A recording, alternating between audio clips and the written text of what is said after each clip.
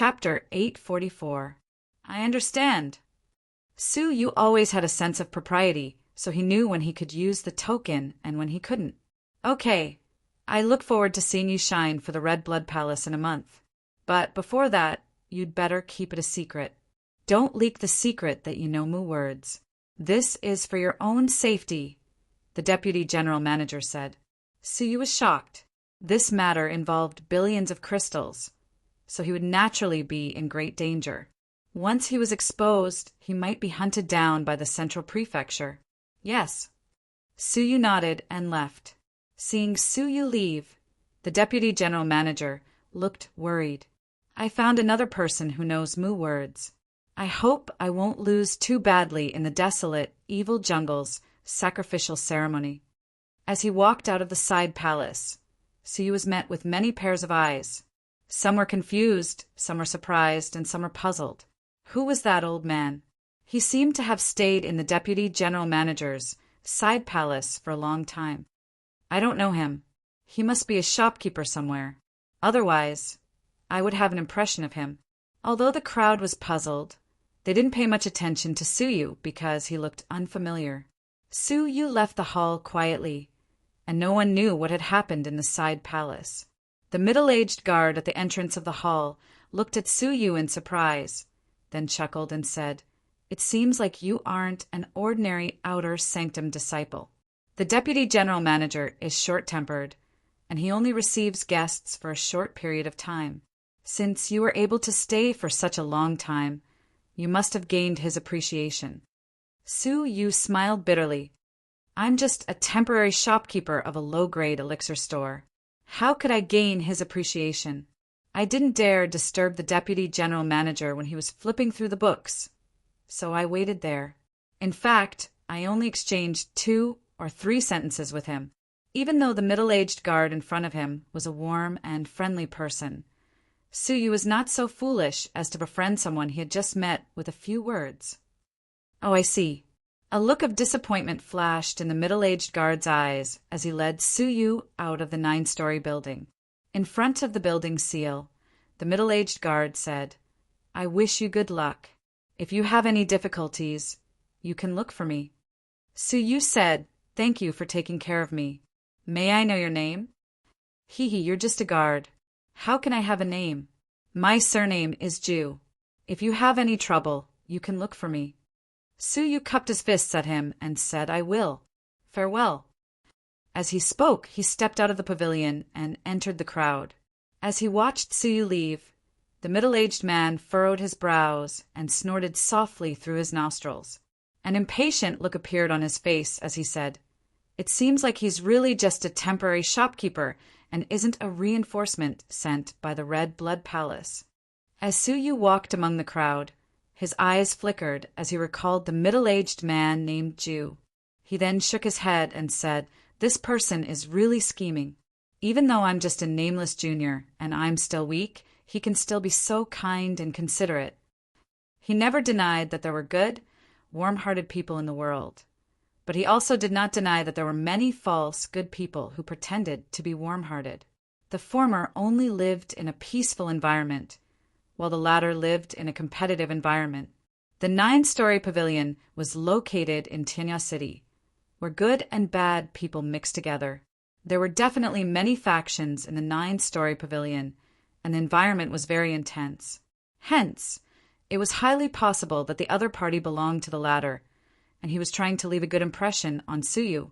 Of course, Su didn't think that there was anything wrong with him. He just felt that he was scheming. Shaking his head, Su prepared to walk toward the Tonglin elixir store.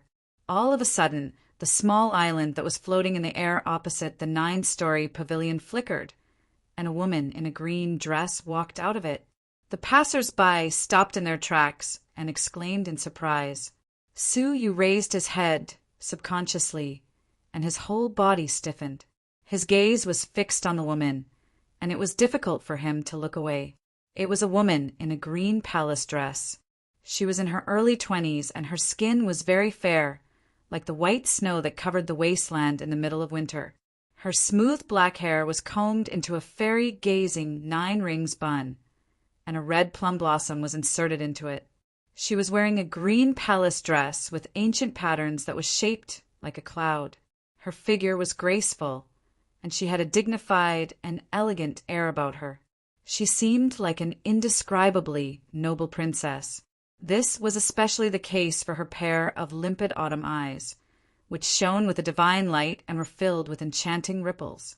Once she appeared, she was like a mass of tender and soft water, which was sprinkling coolly on the noisy mortal world, making it brighter and more beautiful. As he looked at the beautiful figure, Suyu couldn't get over it for a long time. It was her, the woman that Suyu couldn't forget. She was Lu Qi. Suyu couldn't forget the guilt he felt towards her. Lu Qi was elegantly and calmly leaving the floating island. That was the Purple Cloud Palace's headquarters, and she had been ordered to come here to deal with an extremely important matter. She left the island, and the gazes of the outside world couldn't affect her state of mind. She flew gracefully in the air and flew into the distance. However, all of a sudden, her heart skipped a beat. There was a gaze in the crowd that caused her heart to palpitate. She subconsciously looked in the direction of that gaze, but she could only see the gaze of an ordinary person. The gaze had disappeared without a trace. Strange. Did my senses deceive me? Lu Qi's slender, willowy eyebrows curled slightly as she muttered softly. She shook her head and left. Suyu stepped out of a deserted alley in the distance, which was filled with lightning. He had a complicated feeling in his heart. He couldn't acknowledge Lu Qi with his real body. In her heart, Suyu was probably still living in the distant Jinlong world. Moreover, even if he did acknowledge her, Suyu didn't know how he should face her. I'll just bear with it for now. I'll wait until my power reaches a profound level, and I don't fear any powerful enemies before I meet her again, Suyu thought to himself. Suyu surveyed his surroundings, determined his direction, and headed toward the Tonglin elixir store. After half a day had passed, Suyu finally found the Tonglin elixir store. Tianya City was divided into the inner city and the outer city. Almost all of the prosperous industries of the Red Blood Palace, the Purple Cloud Palace, and the Central Prefecture's factions were located in the inner city. Compared to the inner city, the outer city was in ruins because it had been destroyed by many wars. First, it was affected by the aftermath of the Great War between humans and ghosts 100 years ago.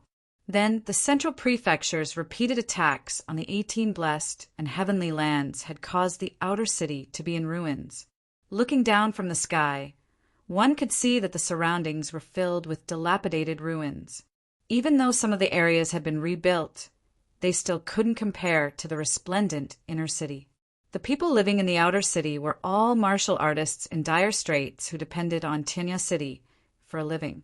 Their power was low, and they didn't have enough crystals. They couldn't afford the expensive houses in the bustling inner city, and they couldn't afford expensive spiritual items. Thus, they could only make a living in Tianya City during the day and return to the outer city to cultivate in silence at night. Thus, the outer city was deserted. The dilapidated streets were filled with martial artists who were hurrying back and forth. In Suyu's words, the outer city was like a slum. As Suyu stood in the sky, the martial artists who passed by him would often take a few glances at him. This was because he was wearing the Red Blood Palace's uniform and was a prestigious disciple of a prestigious faction. Suyu sighed softly. He finally understood why the Tonglin elixir store's business was so bad. It wasn't because the previous shopkeepers were incapable, but because the environment was too harsh. After landing on the ground, Suyu went to the Tonglin elixir store. The Tonglin elixir store was located in the center of the outer city, and it was considered the most bustling place in the area. But walking on this street, the number of pedestrians could be counted on one's fingers, pitifully small. The Tonglin elixir store was densely packed with all kinds of small and narrow stores. There were more than 30 elixir stores alone. The shopkeepers in the stores were bored to death and were killing time. The Tonglin elixir store didn't have anything special about it, and it wasn't eye-catching at all. If Su Yu hadn't been on a mission, he wouldn't have taken a second look at the Tonglin elixir store. Such a bleak situation. It's much worse than I imagined. Su Yu sighed softly. He clasped his hands behind his back as he entered the Tonglin elixir store. It was only about 20 square meters in size, and it was a small elixir store. The elixir store's elixirs could barely be considered complete, and most of them were ordinary elixirs that could only be used by people below the fairy realm. There were only a few spirit elixirs that could be consumed by fairies. This was because there were only a few fairies living in the outer city, and even if the store was filled with spirit elixirs, no one would come here to buy them. Hence, its customers were mainly the outer city's poor residents. What do you want? Su Yu stopped in front of the counter for a while before a youth, who was about 18 years old, walked over from behind and shouted at Su Yu from afar. His voice was ice-cold and devoid of any enthusiasm. Even the shopkeepers are like this? Su Yu was speechless. This elixir store is really hopeless. Do you think that I'm here to buy elixirs? Su Yu asked expressionlessly. The youth furrowed his brows and asked impatiently, Are you crazy? What are you doing here if you aren't here to buy elixirs? When he reached the store's entrance, he noticed that Su Yu was wearing the Red Blood Palace's blue robe. His expression changed slightly, and his impatience disappeared. He then asked, Did you come here to take over the shopkeeper's position? Just give me 2 months' worth of wages, as I don't want to work here for a long time. He was a local of Tianya City, and he was also an employee hired by the store. Since they didn't have a shopkeeper, they had left it to these employees to manage the store, and they were given their wages at regular intervals. Since the store was about to be closed, no one had come to visit it recently, and this was why their wages had been delayed. Su Yu sized him up calmly, then nodded and said, Okay, I'm here to take over the shopkeeper's position. How many employees are there in the store? Summon them over to me, as I have something to say. The youth curled his lips. TSK, are you trying to encourage everyone to work wholeheartedly? Are you trying to sell elixirs with a smile on your face? Your predecessors were already tired of it, and they used all kinds of methods to attract customers. So, why do you still need to waste your time? In any case, this elixir store is about to be closed. He complained disdainfully, but he still led Su Yu to the back hall for the sake of his wages. The back hall wasn't big, and it was a courtyard that had 4 rooms. One of them was empty, while the other 3 rooms were occupied by a single person. Qing Lu Ingluan, come out. Our new shopkeeper is about to give us a lecture. The youth stood at the center of the courtyard and spoke in a self-mocking manner. Su Yu's expression didn't change, and he just stood calmly at the center of the courtyard. After a short while, a man and a woman walked out of each of the rooms. They were both 18 or 19 years old, and they were dressed shabbily. Their cultivations were quite low, and the woman's name was Ingwan. She wasn't even at the mortal realm, as she was still in the dragon realm. It seemed like they were all poor residents of the outer city. The youth's name was Qing Lu, and he was quite skinny. He wore a cold expression as he walked out.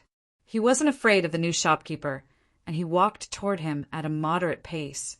The woman's name was Ingwan, and she was quite nervous as she ran. Greetings, shopkeeper. Ingwan was so nervous that her face became flushed, and she stuttered as she spoke. She didn't dare to look Su Yu in the eye. Qing Lu crossed his arms in front of his chest as he looked at Su Yu and asked, Shopkeeper?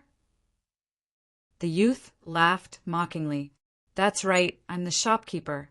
He came here to pay us. How much do you owe him? Su Yu interrupted him and asked calmly. The youth was startled by this, and he wondered, did he really come here to pay us? He then laughed heartily and said, Did he really come here to pay us? I assumed that he was just another braggart. Did your ears not work well? Let me ask you, how much do you owe him? Su Yu wore a calm expression, and it was impossible to discern whether he was happy or angry.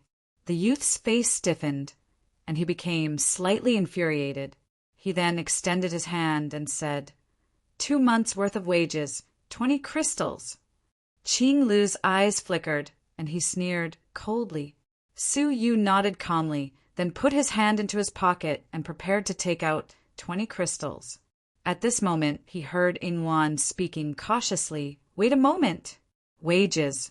We don't have that much. Su Yu stopped and looked at Ingwan. Ingwan's whole body shivered when he looked at her. She was quite scared, and she clasped her hands tightly together while biting her red lips. Is that so? How much is 2 months' worth of wages? Su Yu didn't look at the youth, but at Ingwan. His gaze became slightly gentler. The youth curled up the corners of his mouth, and it seemed like he was quite angry. Ingwan, why didn't I know that you were so daring? If you dare to speak carelessly again, I will slap your mouth.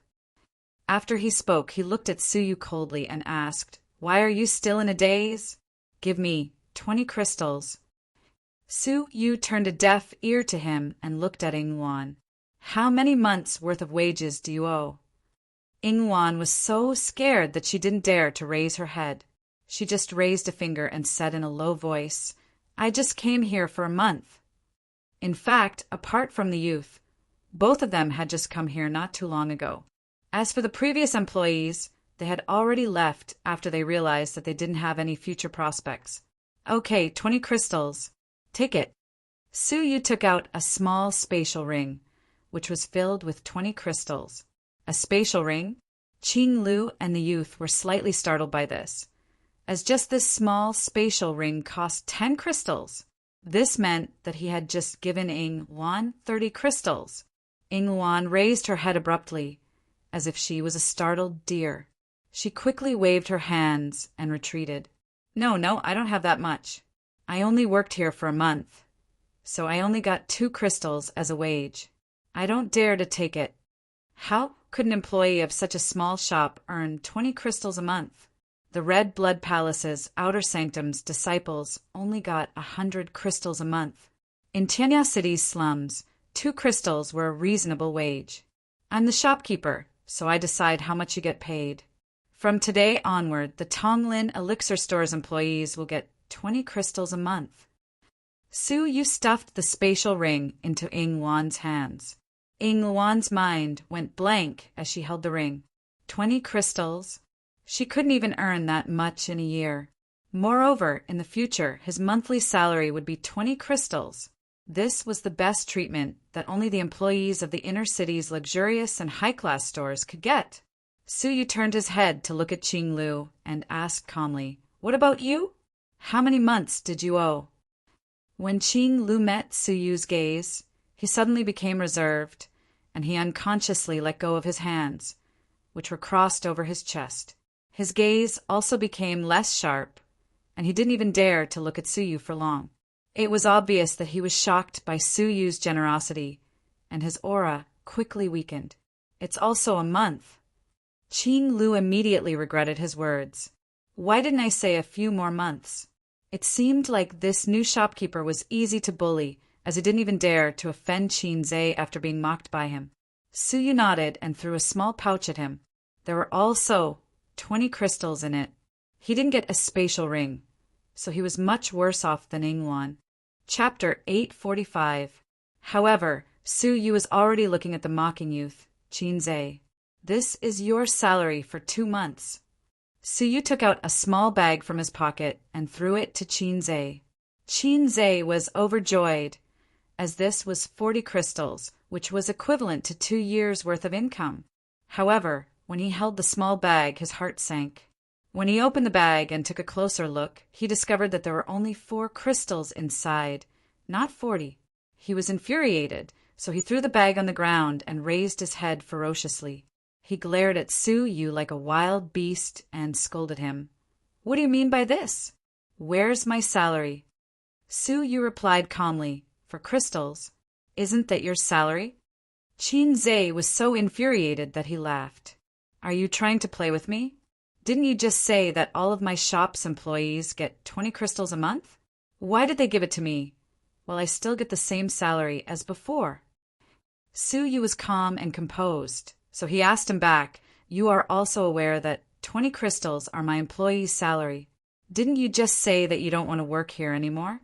Since you aren't my employee, how can you enjoy my employee's treatment? Su Yu looked at the 4 crystals, which were scattered all over the ground, then said expressionlessly, "Since you have worked hard, even if you didn't make any contributions, I will still give you 2 months' salary. Since you think that it's too little, you can go to the inner city's headquarters and ask for it." As he spoke, he waved his sleeves, and the 4 crystals returned to his palm. He then flipped his palm over, and the crystals went back into his spatial ring. Qin Zhe was infuriated, and he pointed at Su Yu as he shouted angrily, You dare to bully me? Since you want to drive me away, I won't. Don't give me 20 crystals a month less. Unless I don't want to work here anymore, I will just stay here and never leave." What a joke! Anyone who leaves a heaven-defying job of 20 crystals a month would be an idiot. Su Yu turned around and sized him up. "What if I insist on driving you away?" Qin Zhe laughed heartily when he heard him. "You are all idiots from your sanctum. Why didn't you inquire about my name before coming here? To tell you the truth, I am a member of the 3 murders gang in the outer city, and the gang leader is the brother-in-law of one of my brothers. If you dare to chase me away, I will tear down your shop tomorrow.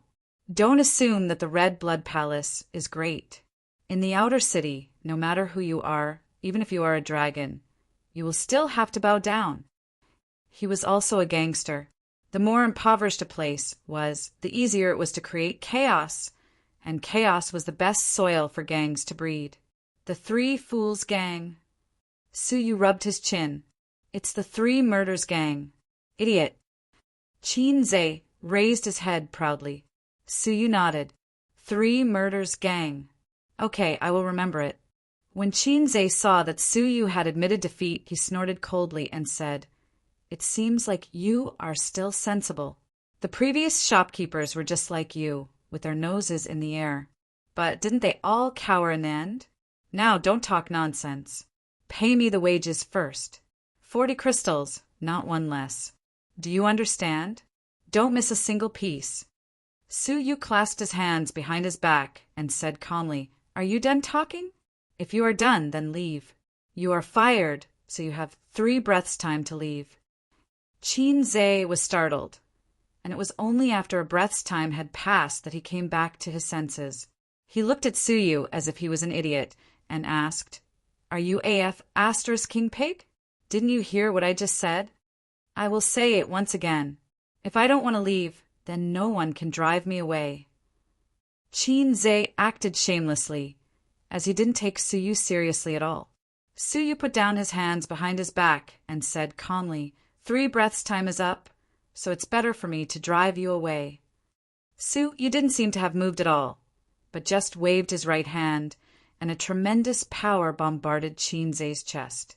Qin Zhe didn't even get a chance to react before he was sent flying away. Crack! Crack! While he was flying away, many of his bones emitted cracking sounds, and he spouted blood crazily while he let out a miserable shriek. In the end, his body streaked through the air in a graceful arc, then flew out of the courtyard and smashed into the street.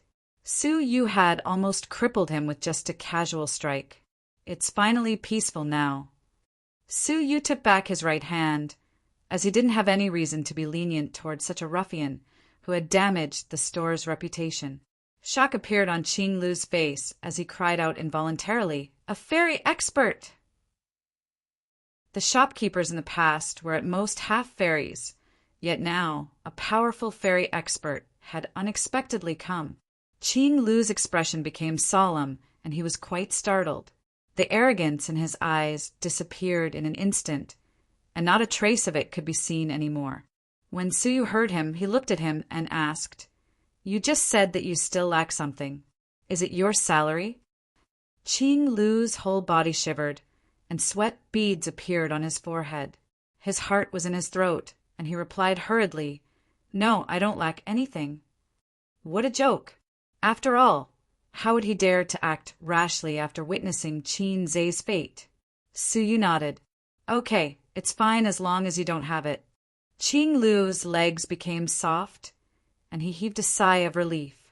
He couldn't help but rejoice inwardly, as it was fortunate that Qin Zhe had attracted Su Yu's attention before he had voiced his dissatisfaction. Otherwise, he would have ended up like Su Yu. "Senior, I'm Qing Lu, and Xizing Wan. Senior, what instructions do you have for me?" Qing Lu's attitude changed drastically. Su Yu waved his hand at him and said, "I'm not a senior, and you can just call me Shopkeeper Su. As for my instructions, just do what you usually do now." Qing Lu was quite surprised by this. He had assumed that the new shopkeeper, who had paid him such a high salary, would do some difficult work. He didn't expect that it would be so easy. "Okay, just do what you were doing. I will rest for a while," Su Yu said. Qing Lu immediately led the way. "The room in the middle is where the previous shopkeepers live. I will help you clean it. There is no need for that." Su Yu waved his hand at him and entered the room. He then closed the door and sat down cross-legged. Su Yu's soul body entered the 9-jade spiritual pearl and appeared in front of the nursery. Su Yu had already planted the seeds of the heart-refining mortal dust liquids ingredients that Elder Liao had found in the nursery. According to the supreme growing soil's miraculous nature, as long as it wasn't a natural treasure like the heavenly orchid silver bamboo, it would usually mature within 5 days. Moreover, if it continued to be cultivated, its maturity would increase. There were 8 kinds of ingredients, and the most precious one was the heartbroken zither grass's seeds. It was a spiritual object that had been extinct since ancient times, and only its seeds were left in this world. Even though it seemed precious now, it was still a common ingredient in ancient times, and it wasn't as rare and difficult to cultivate as the heavenly orchid silver bamboo. Thus, it had managed to germinate and mature within 5 days. Now, what appeared before Su Yu's eyes were 2 3-inch-long, black-purple blades of grass. The blades of grass were perfectly straight, and at first glance, one would think that they were 2 black-purple chopsticks that were stuck in the soil. A bud was blooming at the top of the blades of grass, and many black seeds were densely packed within it. Many of them were scattered on the ground and fell into the supreme, growing soil. If one observed them carefully, he could see that some of the seeds had already germinated, and in another 5 days they would mature into the heartbroken zither grass. Su Yu revealed a faint smile as he used a jade magical artifact to dig out the grass, then took out all of its seeds. He counted them roughly and found that there were more than 30 of them, which he then buried in the supreme growing soil. As for the rest of the ingredients, they were even more common than the heartbroken zither grass. Even without the seeds, they could still be found in Tianya City. However, since he could save a large amount of ingredients, why wouldn't he do it? Now that Su Yu had obtained 2 portions of the heartbroken zither grass's ingredients, he could start crafting it now. Before leaving, Su Yu teleported to the bottom of the valley. Xingge had a ghost prison token on each of her knees. She was in a deep meditation, quietly cultivating the cultivation technique passed down in the ghost prison token. Su Yu nodded his head in satisfaction. His eyes flickered as he looked to the other side. He saw that the little Kylin had learned from Xingge, and it was sitting cross-legged with a black scroll in front of its knees. It was studying it seriously, and its whole body was emitting a faint purple light. Its appearance was so amusing that it couldn't help but laugh. It was diligently learning the mysterious, heavenly crafting secret technique. Once it succeeded, it would be able to help Su Yu craft the silver sword. Once it succeeded, Su Yu would be able to use the 9 Suns Cosmos Sword Formations, 9 Suns Sword Formation. This was the sword formation that Su Yu had been looking forward to the most. Su Yu didn't disturb them, so he returned to the outside world and prepared to start crafting the heart-refining mortal dust liquid. He had 2 portions of the ingredients, as well as the spiritual artifact grade furnace that Elder Liao had brought out of the soul-seizing palace. Fire! In the Red Blood Palace, Su Yu had the Raging Flame Cabinet's cultivation room, and he could use its earth fire to make elixirs. Su Yu wasn't familiar with Tinya City, so he needed to find a safe and reliable place. He might even have to go to the inner city, and it would be best if he could find a place that specialized in making elixirs. After all, that place's conditions were more suitable for making elixirs. Shopkeeper Su, someone is looking for you. A weak, stuttering voice transmitted from outside the door. It was Ingwan. Su Yu opened the door and asked in a gentle tone, "Who is it?" He had just arrived in Tinya City, so he didn't know anyone here. So, why would someone be looking for him? It's the shopkeeper's subordinate, Ingwan stuttered. The shopkeeper? The elixir industry's shopkeeper?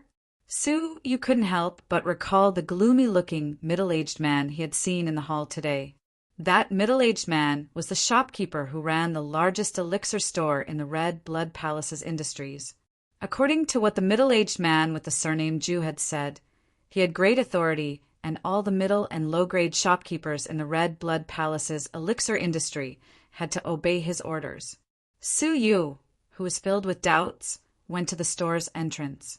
A boy in colorful clothes was waiting for him impatiently, while Qing Lu was chatting with him. When the boy saw Su Yu come out, he curled his lips and said, "You took so long to come out.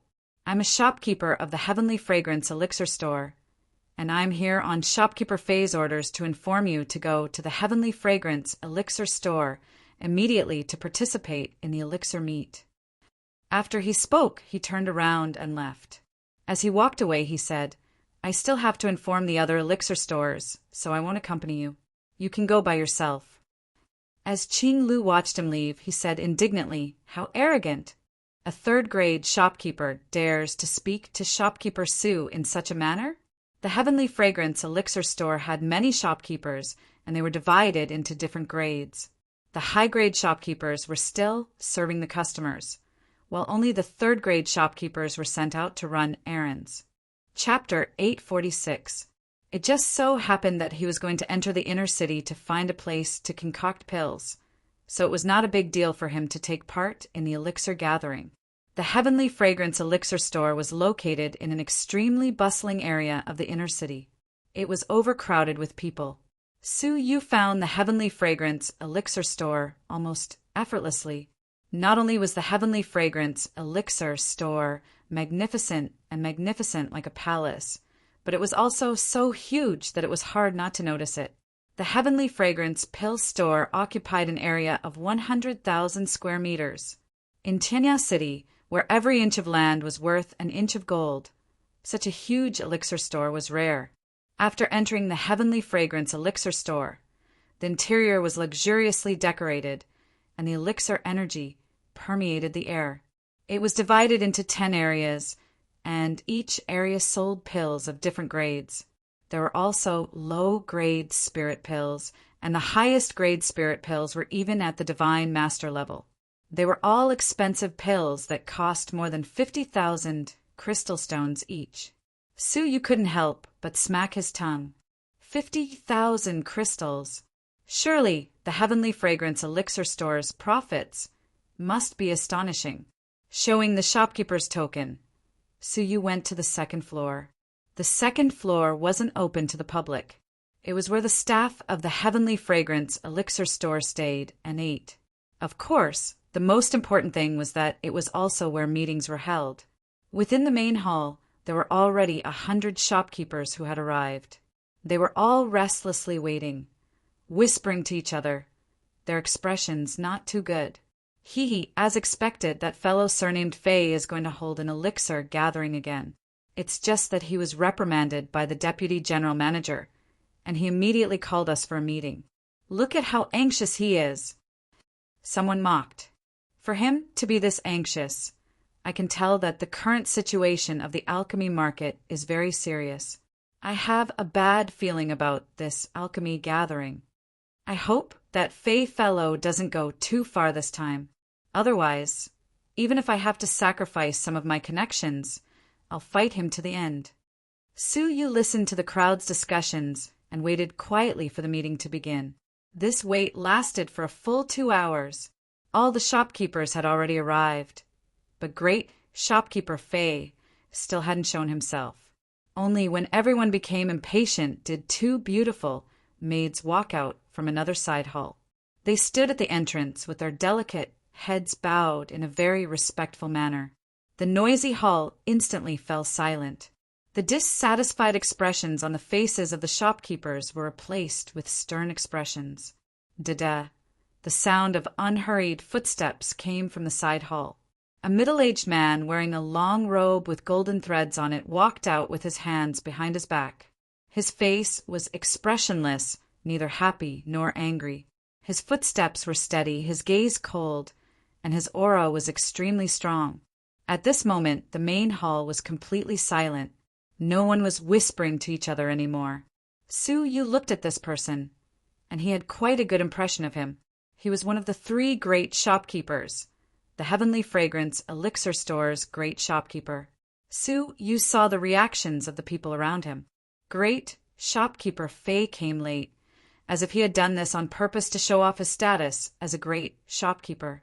Great shopkeeper Fei, who was sitting on the rostrum, swept his gaze over the crowd.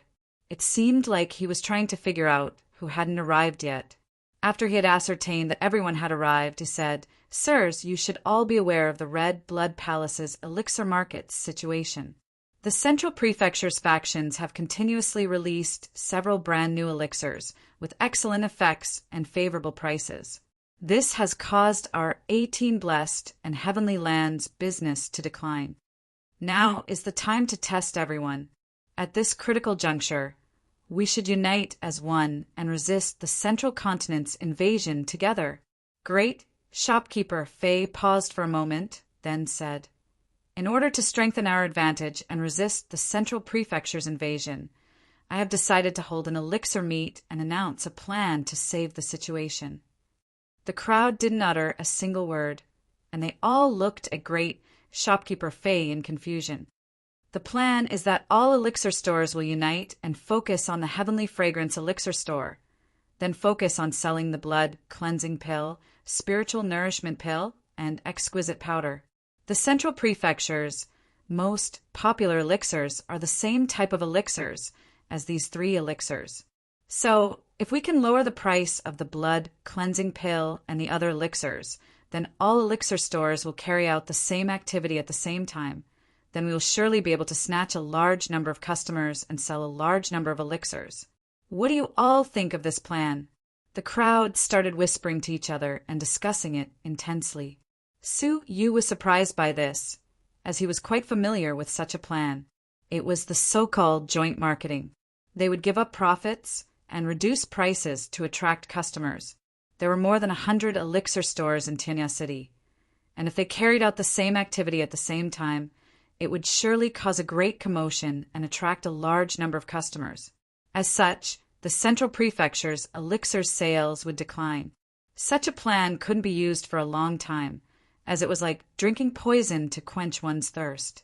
It couldn't be denied that great shopkeeper Fei's proposal was quite reasonable. The only thing that made Suyu smile was that great shopkeeper Fei didn't explain one matter clearly.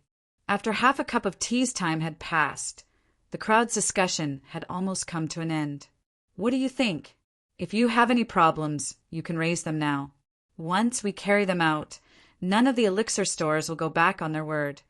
And if they dare to go against us in secret, they will become our enemies," great shopkeeper Fei said. Some of the shrewd shopkeepers exchanged glances with each other before they elected a nameless low-grade store's shopkeeper. He then asked, "Great shopkeeper, may I ask where we can get the 3 elixirs you just mentioned? Are we just elixir dealers who look for their own supply?" Most of their elixir stores had alchemists making elixirs, but the elixirs they made were far from enough. Thus, they relied on elixir dealers to buy them back at a low price. Great shopkeeper Fei revealed a faint smile and said, "You don't need to worry about that. These elixirs are all provided by our Heavenly Fragrance Elixir Store. Since there wasn't an issue with their supply, then they had to worry about the real problem. Since great shopkeeper Fei is providing them, then we can set our minds at ease. May I ask what the price of these 3 elixirs is?" The shopkeeper asked the question that everyone was most concerned about. Great shopkeeper Fei replied, I will obviously give you a preferential price. If you buy these 3 elixirs from me, they will be sold for 9 crystals each. You should know that such elixirs are usually sold for 10 crystals in the market. Upon hearing this, the expressions of everyone present changed drastically, and they were all infuriated. Great shopkeeper Fei was really going too far. They bought the 3 kinds of elixirs from elixir dealers. Usually, they only needed 5 crystals for one set. However, it was ridiculous that they had to pay 9 crystals to buy them from Great Shopkeeper Fei. Even if they sold all of them and earned a single crystal, they wouldn't even be able to earn back the store's operating costs. Great Shopkeeper Fei was obviously using the excuse of resisting the Central Prefecture's invasion to extort them wantonly, thus causing the Heavenly Fragrance elixir stores declining profits. Before the start of the meeting, they were all worried that Great Shopkeeper Fei would go too far. Now, it seemed like it wasn't just going too far, it was as if he was exploiting them like livestock. However, the strange thing was that even though all of them wished to skin Great Shopkeeper Fei alive, none of them dared to refute him, and none of them even revealed an angry expression. The low-grade shopkeeper, who had raised the question, turned pale and his body swayed. Do you have any other questions? Great Shopkeeper Fei asked. The low-grade shopkeeper shook his head and sat down hurriedly. He didn't dare to raise any objections. Great Shopkeeper Fei revealed a faint smile and said, Sirs, to ensure the quality of these 3 elixirs, you must buy them from the Heavenly Fragrance elixir store. If you buy them from an elixir dealer, don't blame me for not remembering my past kindness. The unspoken implication of his words was that he would force them to buy the elixirs from the Heavenly Fragrance elixir store at a high price. In this way, the Heavenly Fragrance elixir store would be able to make a huge profit this month, while the other elixir store's profits would undoubtedly decline. Great Shopkeeper Fei would definitely be able to get through this crisis, but the other elixir stores would be in a terrible situation. However, due to Great Shopkeeper Fei's connections, the shopkeepers of the middle-grade and low-grade elixir stores were worried that they would be oppressed and put in a difficult position. Before Great Shopkeeper Fei came here, they were filled with indignation, and if he went too far, they would rather quit than compromise with him. But now, Great Shopkeeper Fei was treating them like livestock, and none of them dared to refute him. Su Yu shook his head as he looked at him, then stood up and asked, Great Shopkeeper Fei, do you have any other matters? If you don't, then I will take my leave. The main hall was already silent, yet someone had suddenly appeared at such a crucial juncture. How could they not be shocked by this? The crowd turned their heads around and looked at the fearless elixir store's shopkeeper, who was sitting in the back. Upon seeing him, many people were surprised. After all, he had stayed in the deputy general manager's side hall for a while, and he had left a deep impression on some of them. Most of them were confused, as they had never seen Su Yu's face before. However, they were all amazed by Su Yu's daring actions. His sudden departure was tantamount to giving Great Shopkeeper Fei a tight slap in the face. It must be known that he was forcing all of the shopkeepers to lower their heads, and Su Yu's sudden appearance at such a time was obviously provoking Great Shopkeeper Fei's dignity. Great Shopkeeper Fei was still wearing a faint smile, but a gloomy glint flickered in the depths of his eyes as he asked, who is this shopkeeper? Su Yu turned his head around to look at him, then replied indifferently, I'm the Tonglin Elixir Store's new shopkeeper. I won't participate in Great Shopkeeper Fei's plan, as I still have something to do. So you can continue. All of the shopkeepers were dumbfounded by this, as they couldn't believe that Su Yu dared to talk back to Great Shopkeeper Fei. This lad is finished. More accurately speaking, both him and the Tonglin Elixir Store are finished. Great Shopkeeper Fei's expression stiffened. He had almost forgotten how many years it had been since someone dared to speak to him in such a manner in the elixir meet. You're Tonglin, right? This plan is related to the Red Blood Palace's elixir industry in Tinya City, and if you don't participate in it, then who will bear the responsibility if it fails? Su, you looked at him in confusion. I'm just a small elixir store that is burdened with debts, so it doesn't matter whether I participate in it or not. If the plan fails, then it will obviously be your responsibility. So how can you put the responsibility on another shopkeeper? This plan was proposed by you, so the one who will bear the responsibility is obviously you. I really don't understand why you would ask such a question.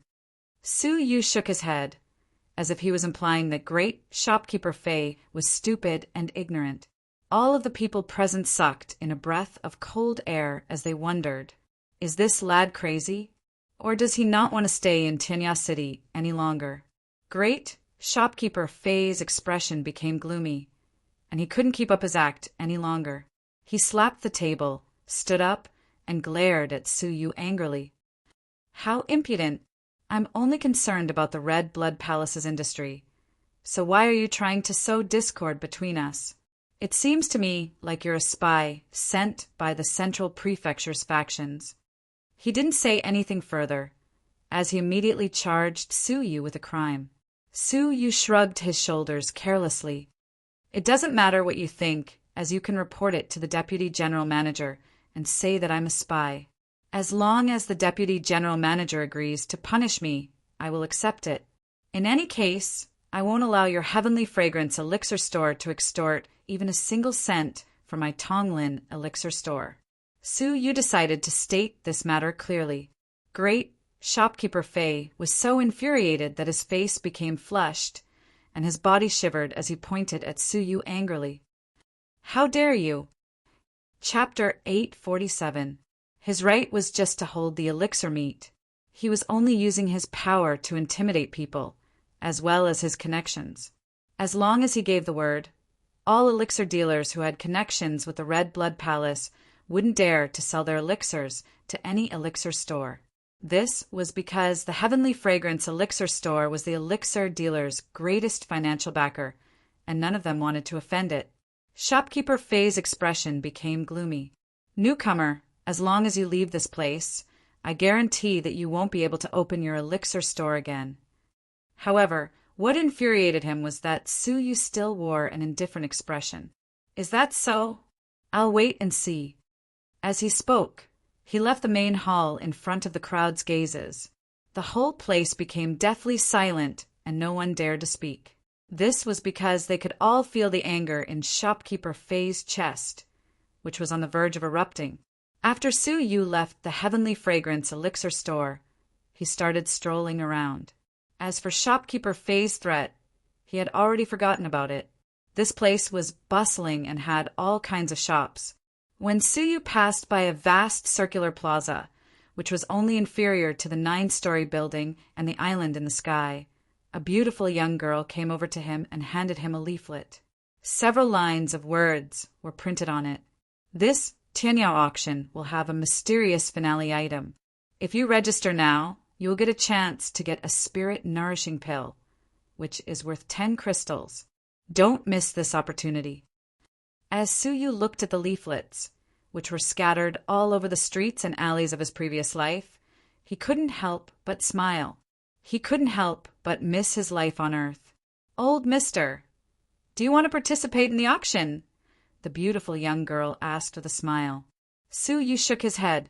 I'm not interested in the auction for now, but I will need to consign some items for sale in your auction house. I'm not sure whether that's possible. The beautiful young girl's eyes lit up. Old mister, as long as a treasure's value reaches Tinya City's auction standard, you'll get a chance to enter the auction stage that will take place in half a month. She was an auction house's worker, and if she could get the owner of an item to come, she would get a commission. Su Yu was wearing the Red Blood Palace's disciple's uniform, and since he was quite old, he must have some powerful treasures. I will come back later. Su Yu nodded. The beautiful young woman took out a thumb-sized stone from her sleeve and handed it over to him with a faint smile. I'm Sha. And if you want to sell a treasure, you just have to crush this stone in front of the Tinya auction house, and Sha will come out. Suyu kept the stone and left with a smile.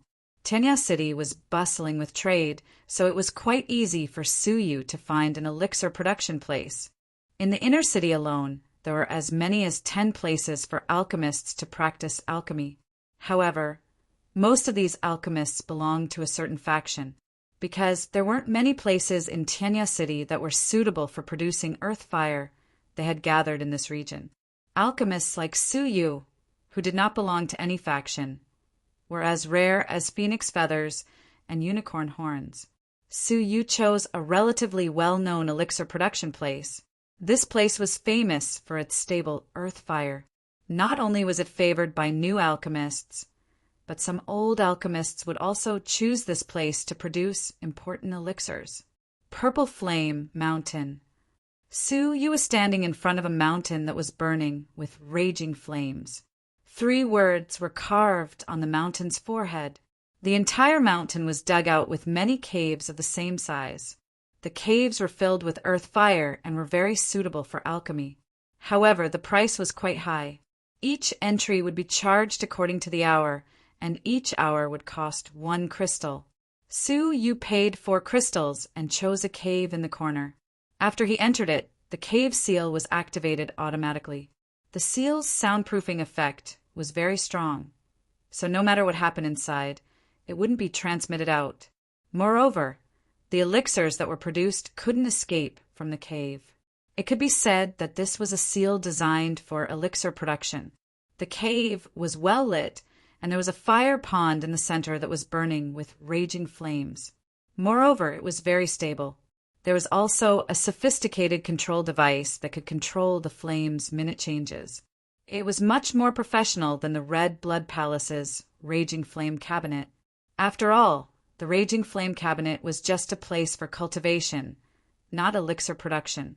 Suyu calmed himself down and took out the elixir furnace. He then placed the 2 portions of a heart refining mortal dust liquid's ingredients in front of him. Suyu's heart was filled with anticipation as he wondered, what are the effects of the ancient elixir recipe? How helpful is it to one's soul? After getting rid of all distracting thoughts, Suyu started processing the ingredients. The most difficult to process was the heartbroken zither grass, as it contained a deadly poison. If he wasn't careful, he would contaminate the elixir and turn the heart-refining mortal dust liquid into a deadly poison. Even a divine master wouldn't be able to survive after consuming it. Suyu held the heartbroken zither grass in his hand, and according to the elixir recipe's instructions, he had to remove exactly 30% of the poison. If there was too much poison left in the grass, then the elixir produced would turn into a poisonous liquid. If he purified it too quickly, then the heart-refining mortal dust liquid's production would fail. Therefore, even the best elixir masters of the ancient times had to be very careful when processing the heartbroken zither grass, as it was very difficult. However, it was a piece of cake for Suyu. As the Milky Way's radiance revolved in his right palm, the poison in the heartbroken zither grass was absorbed bit by bit. When only 70% of the poison was left, Suyu stopped immediately. The purple-black heartbroken zither grass had a light purple hue, and it looked like a crystal-clear jade hairpin. It was extremely beautiful. After purifying it, the rest of the ingredients were much easier to process. After 10 minutes, the 2 portions of ingredients were completely purified. Suyu officially started refining the elixir. The extreme elixir manufacturing technique had 3 limits: purification, flames, and fusion. Suyu could only achieve the former, while the latter 2 were still at the most rudimentary level. Even so, he still managed to successfully refine a 4th-grade spirit elixir. The heart-refining mortal dust liquid shouldn't be a difficult task. Suyu took out the elixir furnace and meticulously followed the elixir recipe's instructions. He then put in the ingredients, covered the furnace, and tried to control the flames. What surprised Suyu was that when he tried to control the flames, he discovered that his perception of the intensity of the flames had become much more sensitive than when he was refining elixirs the last time. He could even feel the flames' intimacy towards him, as wisps of fire-based aura slowly approached him. "What's going on?" Su Yu was surprised, and as he stared at the fire-based aura surrounding him, he suddenly understood. Is it because I've comprehended the 5 elements conception? Fire is one of the 5 elements. Su Yu couldn't help but marvel at it. He didn't expect that cultivating the 5 elements mysteries art would be of such great help to his elixir production. Su Yu was delighted, and he started wholeheartedly refining the heart-refining mortal dust liquid, which he had been dreaming about for a long time. In the process of controlling the flames this time around, Su Yu was like water flowing into a canal. He was very close to the stage where his mind and soul were one with the flames. The flame process, which was the most prone to failure, was easily completed and entered the final pill fusion process. Su Yu did not have much experience with this process. Hence, after fusing the elixir 3 times and reaching his limit, he stopped. Buzz, buzz, buzz. With a light tremble, the pill furnace constantly shook, as if some powerful spiritual object within was trying to break through its shackles. Su Yu licked his lips, prepared the jade box, and patted the lid of the elixir furnace with one hand. Bang! The furnace was opened, and a loud sound rang out as a powerful pressure rushed into the sky, bringing with it a mist that spread out in all directions. It wasn't a solid pill, but a liquefied mist. Su Yu was caught off guard. He waved his sleeves and gathered the mist in the jade box. However, he was still a step too late. 30% of it sprayed onto the stone wall and was wasted. Moreover, because the mist was exposed to the air, it caused the medicinal power to evaporate by 40%. The heart-refining mortal dust liquid's production was considered a success, but it failed at the elixir harvesting stage. As Su Yu looked at the jade box in his hand, the mist condensed within it and gradually fused into a liquid. There was a light purple layer on it, and it looked dreamy and beautiful. Wisps of alluring fragrance made one's soul feel refreshed. It was as if one's soul had just taken a bath and its dust had been swept away. This item was indeed effective for souls. The only unfortunate thing was that the elixir harvesting this time was slightly flawed, and it could be considered a failed product. However, Su Yu was not discouraged. He calmed himself down and started crafting another batch of ingredients. Having learned his lesson from the previous mistake, Su Yu's crafting was easy. For hours later, it was the final elixir harvesting stage. Su Yu had already suffered a loss once, so how could he make the same mistake again? The moment the elixir furnace was opened, Su Yu revolved his whole body's vital energy and enveloped the mist, preventing it from coming into contact with the air. When the mist gradually dissipated, Su Yu used his vital energy to envelop the mist and force it into the jade box. The heart-refining mortal dust liquid was obviously more crystalline and flawless. When the sunlight shone upon it, it emitted an intoxicating purple light. Wisps of soul-stirring fragrance wafted into Su Yu's nose from the cracks of the jade box. Su Yu couldn't help but let out a long groan, while delight appeared in his eyes. What a powerful medicinal power! If just its fragrance alone is this powerful, how beneficial will it be to my soul if I directly consume it? Su Yu resisted the urge to consume it and put away the 2 jade boxes reluctantly. He then took the furnace and left the purple flame mountain. Before he left, he purposely cleaned up all traces of the elixir's crafting. He even got rid of the elixir's fragrance that lingered in the air so that no one would discover it. After he left the purple flame mountain, Su Yu did not return to the Tonglin elixir store. Instead, he went straight to the auction house.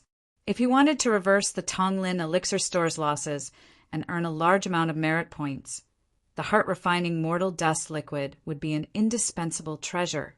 However, he did not know how great of a sensation the soul-tempering ancient elixir liquid would cause.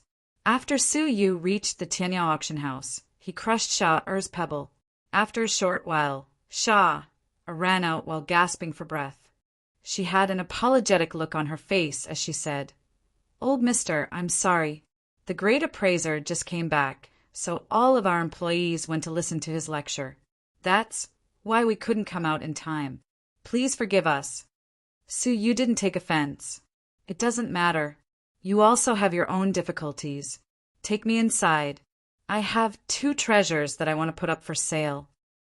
Shah's eyes lit up. Old mister, may I ask what type of treasure it is? A type of spiritual liquid, Suyu replied. Shah furrowed her brows and said, It's related to elixirs? This will be troublesome. Most of the items that Tianya Auction House receives are elixirs, but only a few of them can catch the appraiser's attention. But since you are here, you should give it a try. Perhaps you will succeed. Shah smiled encouragingly. She felt that Suyu didn't stand a chance. Tianya City had an abundance of elixirs, so unless they were extremely rare and precious, it would be difficult for them to catch the appraiser's attention and be auctioned. The items that could be put up for auction were limited, so only a few of the items that were put up for sale were qualified to be displayed on the auction stage to Tianya City's martial artists. Chapter 848. Even though Shah didn't think highly of Suyu, she still treated him kindly. Her status in the Tianya auction house was quite low, and she was only qualified to distribute flyers on the street. She also tried to rope in martial artists who consigned their treasures for sale. The Tianya auction house was the biggest auction house in the city, and countless martial artists came here to consign their items every day. Usually, people who possessed precious treasures would enter Tianya City directly, and it was rare for them to be roped in like Suyu. This was the reason why the Tianya auction house rarely took a fancy to the martial artists it recruited. Shah's actions of trying to rope in martial artists blindly didn't bring her any rewards, and she would only get 1 crystal as a reward from the auction house once or twice a year. Even so, Shah still enjoyed it, and she persisted. After all, a single crystal was a great fortune for a poor person like her. Old mister, it's great that you're confident. Even if you can't satisfy the appraiser, please don't be discouraged, as there are 3 other auction houses in the city that aren't any smaller than ours, and you might be able to try your luck there. Shah pursed her lips into a faint smile. Tianya City was vast, and there was obviously more than 1 auction house. Apart from the Tianya auction house, there were 3 other auction houses from the 18 Blessed and Heavenly Lands and the Central Prefecture. Even though they weren't as good as the Tianya auction house, they were still first-class auction houses. As for the Tianya auction house's background, it was quite mysterious and no one knew its origins. But since it was able to occupy Tianya City, it was obvious that it had a powerful background. Suyu chuckled. He was quite confident in the heart-refining mortal dust liquid, and he believed that it wouldn't disappoint him. After an hour, Shah led Suyu into the auction house's rear palace and to a row of stone houses. There was a long queue in front of each stone house, and a shopkeeper like Shah was leading a martial artist into the stone house. Every stone house has an appraiser, and he is quite experienced. He has appraised countless treasures in his life, so he rarely makes a mistake.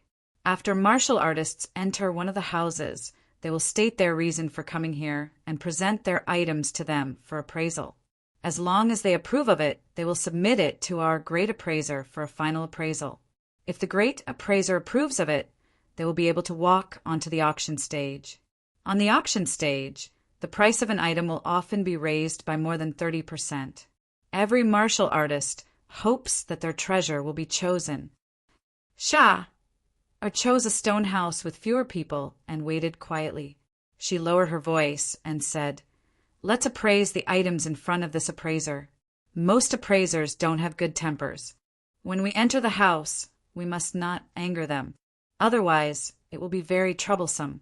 Appraisers were usually haughty, as they knew things that ordinary people didn't know about, and they felt that they were superior to others. Moreover, the Tianya auction house added a halo to their statuses, and it was inevitable that their tempers were bad. I understand. Suyu expressed his understanding. This wait lasted for another hour. The appraiser in this stone house was very fast, almost twice as fast as other appraisers. Judging from the expressions of the cultivators who walked out, None of them looked good. Some of them even looked angry. Clearly, they had been bullied. This appraiser seems easy to get along with. Su Yu revealed a faint smile. Furrowed her beautiful brows and said, "Such a fast appraisal technique. Don't tell me that we've encountered the 1,000-hand old immortal?" When Su Yu saw Shah's odd expression, he asked, "Is there a problem with this 1,000-hand old immortal?" Shah shook her head hesitantly. "There isn't a problem. It's just that the 1,000-hand old immortal is famous for his high standards. Few of the treasures appraised by him are chosen by him. In fact, there are some treasures that might be chosen by other appraisers, but they won't stand a chance in his hands." She then added, "Many cultivators hate him. I came here in a hurry, so I didn't ask him about it in time. Let's change to another appraiser."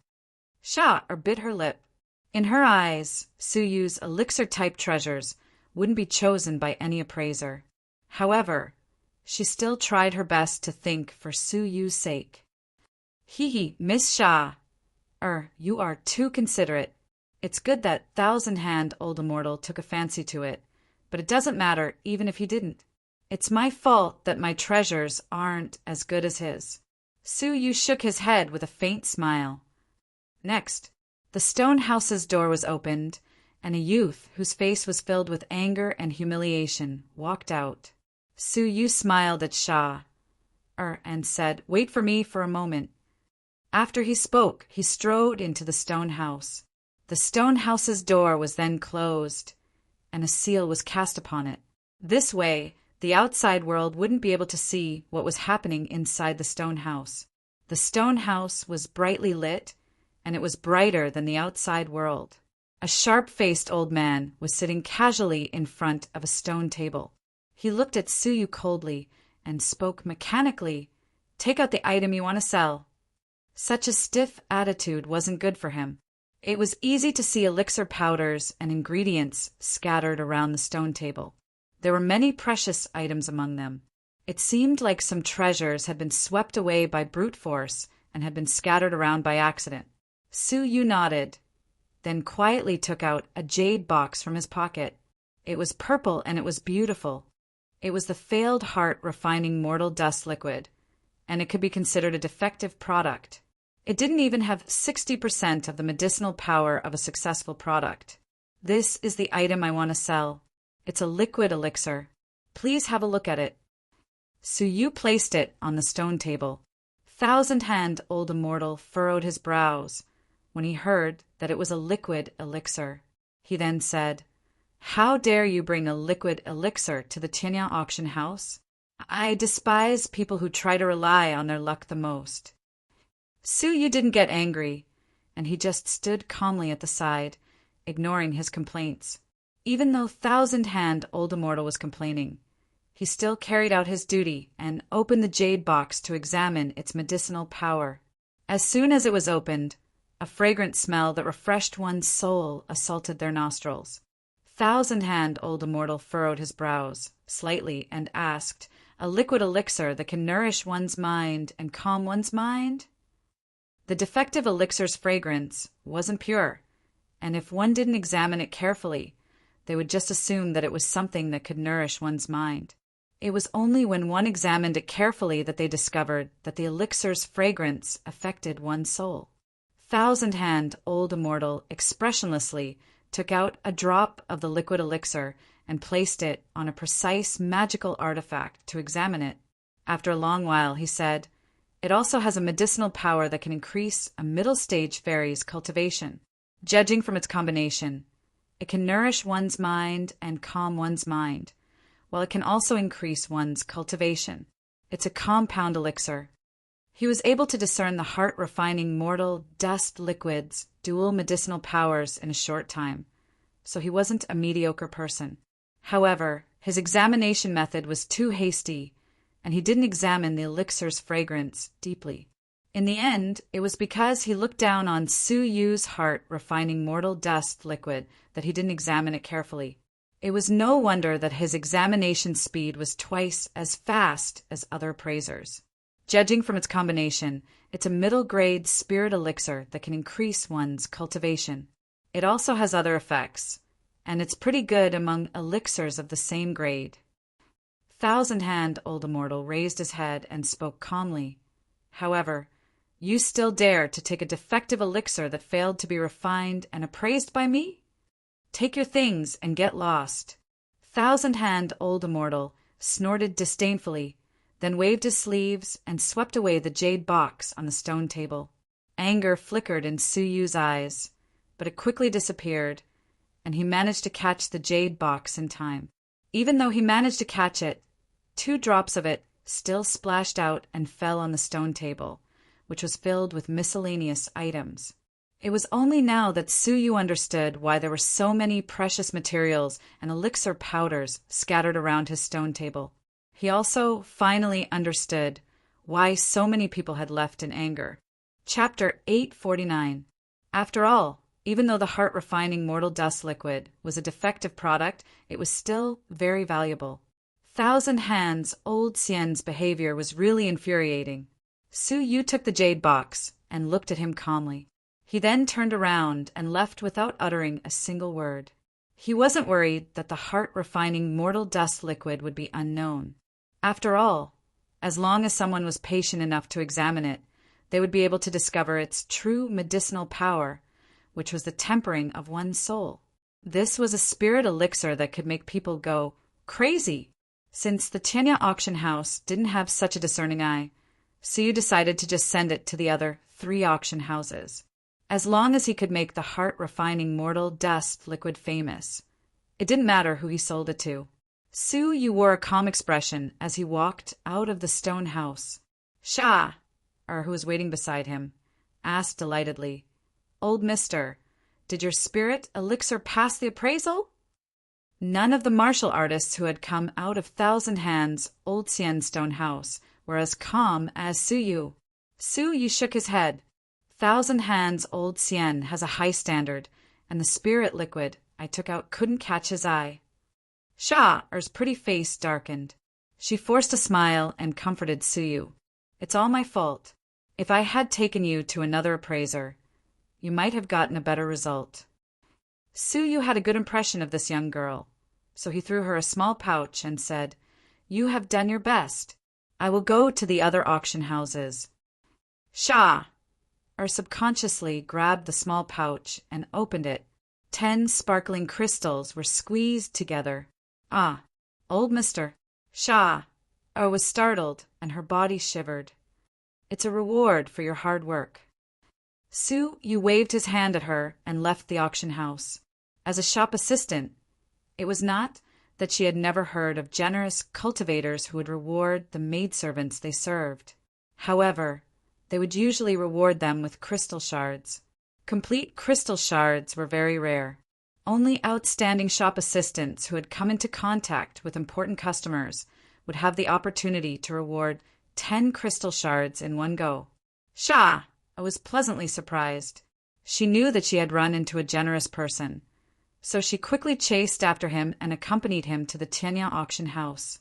"Old mister, thank you for your reward. I will never forget it." Sha'er's eyes were filled with gratitude. Su Yu shook his head with a smile. "Crystals are just worldly possessions, so you don't need to care about them. By the way, which of the other 3 auction houses is run by the Red Blood Palace?" After all, he was still a disciple of the Red Blood Palace, and he wouldn't be bullied in the Red Blood Palace's auction house. Sha'er quickly said, "It's the Scarlet Blood auction house. It's not far from here. I'll take you there." Su Yu smiled and pointed at the leaflets in her hand, which she had yet to finish distributing. "You should attend to your own matters first. We will meet again someday." With that, he disappeared into the sea of people. In the Tianya auction house's rear hall, it was noon, and the appraisers had to rest. However, the appraisers couldn't relax because it was time for the great appraisers to patrol and inspect treasures during working days. The great appraiser would enter the stone houses one by one to question them personally.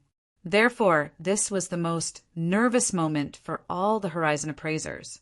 If the grand appraiser was displeased, he had the authority to fire the appraiser who failed to meet his requirements. The great appraiser had a very good reputation, and other auction houses would rarely take in appraisers who were fired by him. It was almost as if he could cut off an ordinary appraiser's livelihood in Tinya City with just one sentence. At this moment, all the appraisers were on high alert as they waited for the grand appraiser to arrive. The same was true for Thousand Hands Old Sien. He sat upright and still, and tried his best to put on a serious and attentive look. Creak! When the stone house opened, Thousand Hands Old Sien's heart tightened. The great appraiser had come to his place. Thousand Hands, how is it? Have you found any valuable items for sale? An old man with white hair and a youthful complexion walked into the room. His eyes were very sharp. Thousand Hands Old Sien promptly stood up and said in a meticulous manner, reporting to great appraiser, "There is currently no item of high value. This subordinate is incompetent." The old man helplessly shook his head. "Thousand Hands, I know that you have high standards and disdain for ordinary items, but if there is a good item, then just muddle through. Recently, the auction house has been a bit sluggish, and there is a lack of high-quality items." Qian Shou said stubbornly, "Great appraiser, I think that ordinary goods aren't qualified to enter our Tinya auction house, and this is an insult to us. So, I think that it's better to have nothing than to have something substandard. I believe that as long as it's truly valuable, it won't be able to escape my eyes." The old man stared at Thousand Hands and nodded. It seemed like he agreed with him. Even though this person was arrogant, he was really skilled, but he was too stubborn. The old man didn't try to persuade him any further, and he just nodded and left with his hands clasped behind his back. The stone house's door opened, and a cool breeze blew into it, sweeping away the room's aura. The great appraiser, who had just reached the door's threshold, suddenly stopped and his nostrils flared. Surprise flickered in his eyes, and he couldn't help but stop. He stared at Thousand Hands Old Sien and faintly smiled. "Thousand Hands, did you plan to wait until the evening patrol to give me this surprise?" Thousand Hands Old Sien was taken aback, and he asked in confusion, "Great appraiser, please speak frankly." The great appraiser couldn't help but laugh heartily. "Do you think that you can hide it from me? There is an unfamiliar elixir's fragrance in this room, and it's a brand new elixir's fragrance that I've never seen before. Moreover, I discovered that it seems to have a slight effect on my soul. Quickly take it out. I've been appraising elixirs for dozens of years, and this isn't the first time that I've seen an elixir that can strengthen one's soul. However, I've only seen it twice, and all of those elixirs are precious and heaven-defying, peerless great elixirs that even all creation old monsters would fight over. You unexpectedly received such an elixir." The great appraiser's eyes shone with a bright light. Thousand Hands Old Sien was startled when he heard this. This was an elixir that could strengthen one's soul. He had been an appraiser for more than 100 years, and he had only seen such elixirs in ancient books. Such elixirs were extremely rare, and it was difficult to find them in this world. So, how could they appear in his stone house? "Great appraiser, are you joking with me? If I really found such an elixir, I would have reported it to you," Thousand Hands Old Sien said in surprise. The great appraiser's smile stiffened, and he stared at Thousand Hands Old Sien with narrowed eyes. "Thousand Hands, did you embezzle such an elixir?" It wasn't as if something like this hadn't happened before. When an appraiser discovered that a martial artist's treasure was extremely precious, he would covet it and take it for himself. If such a matter was discovered, the Tinya auction house would surely kill him. The great appraiser was quite confident in his sense of smell, but Thousand Hands Old Sien was acting suspiciously. Thousand Hands Old Sien was startled, and he knelt down on one knee as he said, "I don't dare to do such a thing. Great appraiser, I'm willing to cooperate with you and conduct a body search." The great appraiser was startled by this, and when he saw that Thousand Hands Old Sien didn't seem to be putting on an act, he was flabbergasted. All of a sudden, His gaze fell on a pile of miscellaneous items beside the stone table, and it seemed as if he had discovered something. He quickly took 2 steps forward and swept his gaze around the room. His gaze then fixed on 2 drops of purple liquid that were about to dry up. His eyes shone as he said, "It's this thing." Thousand Hands, Old Sien, followed his gaze, and he was at first bewildered, but he was soon horrified and bewildered. The great appraiser pinched a trace of the dried liquid with his finger and placed it before his nose. He sniffed it, and a comfortable feeling transmitted from the depths of his soul. His soul started to float, and it even faintly felt as if it had become more solid. "It's this. It's an ancient elixir, the heart-refining mortal dust liquid. It's purple, and it's an ancient elixir that can strengthen one's soul and cultivation at the same time." The great appraiser's eyes were filled with shock, and he was visibly moved. Even though he didn't have such an elixir's recipe, he was still familiar with its description. What? The heart-refining mortal dust liquid. Thousand Hands, Old Sien, who also knew about this famous elixir, turned pale with fright. What? The great appraiser's expression was ice cold, and he suddenly turned around and said, "Tell me, where is the elixir? If you don't hand it over, I'll send you to the punishment hall immediately, and your life will no longer be in your hands there." Plop! Thousand Hands, Old Sien, was so scared that his legs turned to jelly, and his face became as pale as a sheet of paper. Beads of sweat appeared on his forehead, and he hurriedly knelt down and begged for mercy. "Great appraiser, please have mercy on me. I really didn't hide the elixir." "Humph! I think you won't shed a tear until you see your coffin. How dare you be greedy for such a thing? Guards!" The great appraiser sneered. At this moment, Thousand Hands, Old Sien, didn't dare to hide anything, and with a sad face he said, I've returned the elixir, and that customer took it and left." "What?"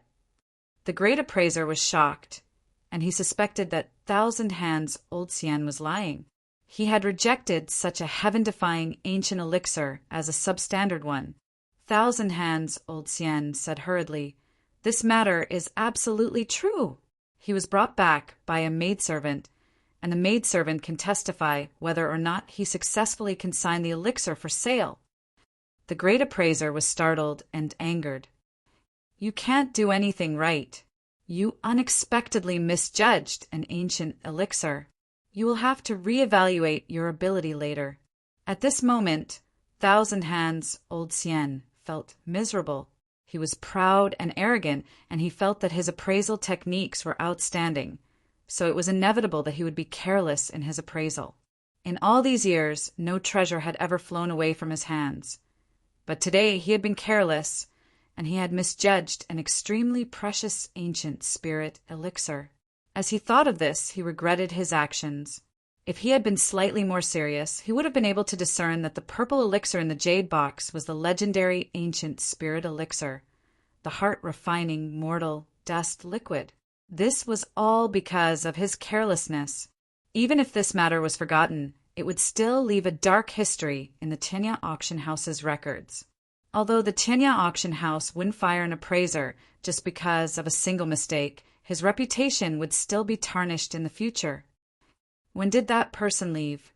The great appraiser, who had witnessed the heart-refining mortal dust liquid's shocking effects, wasn't willing to give up. Thousand Hands, Old Sien's eyes lit up, and he said hurriedly, 1 hour ago. Where did he go? The great appraiser looked at him with a threatening gaze. A bitter expression appeared on Thousand Hands, Old Sien's face, and he wondered, how could I possibly know? However, just after this, a thought occurred to him, and he said, "Oh, that's right. The maidservant who brought him here might know about it. When the stone house was opened, I saw her leading him out." The great appraiser's eyes lit up, and he asked, "Which maidservant was it? Do you remember her?" Thousand Hands, Old Sien, nodded repeatedly. "I remember. That maidservant came here very diligently, and she often brought people here. I think her name is Sha'ar." The great appraiser's expression changed, and he said, "Hurry up and summon Sha'ar." Chapter 850. Senior Brother, May I ask why you came to our auction house? A shrewd envoy, who was in his early 20s, revealed a friendly smile upon learning from Su Yu's clothes that he was from the Red Blood Palace. When he saw that Su Yu looked old, he naturally addressed him as senior brother. He was completely unaware of Su Yu's true age. Su Yu revealed a faint smile and said, I have something that I want to sell in our faction's auction house. Junior brother, please lead the way. I see. Senior brother, please follow me. The envoy didn't neglect Su Yu. They were all members of the Red Blood Palace, so they should take care of each other. When they reached the auction house's back hall, they found that it was similar to the Tianya auction house. There was a long queue outside several heavily guarded secret rooms.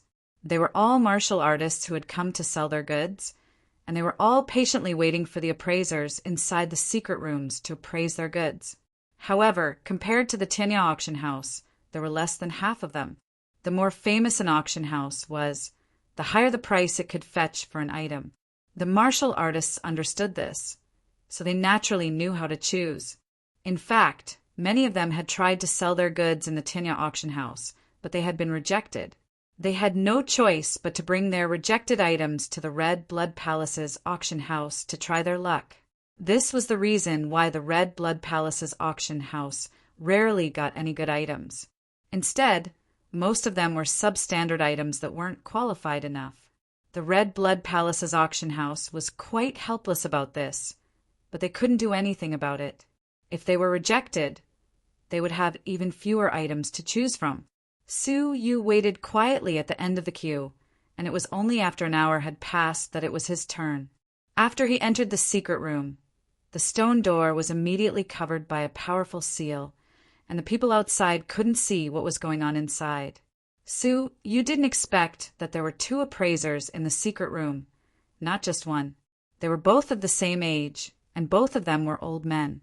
They both had calm temperaments, and they didn't have the restlessness of the Tianya auction house's appraisers. When Su Yu entered the room, he saw that the two of them were chatting. I wonder if the other appraisal rooms got any good auction items. Our appraisal room didn't get anything today, so I hope that it won't affect the auction that will take place in 3 days. I hope so. 3 days later, the Deputy General Manager will come for an inspection, and he will personally participate in the auction. If I don't have anything worthy to show, I will inevitably be reprimanded by the Deputy General Manager. If that's all, it would be fine, as it's impossible for an auction house to auction treasures all the time, and I believe that the Deputy General Manager won't vent his anger on our auction house because of this. But the issue is that the Central Prefecture's faction's greatest demonic beast material store, restaurant, and elixir store consigned 3 top-notch treasures to our Red Blood Palace's auction house. Even though they are from the Central Prefecture, and they obviously oppose our Red Blood Palace, they didn't send them to the greatest Tianya auction house. Instead, they sent them to our Red Blood Palace's auction house.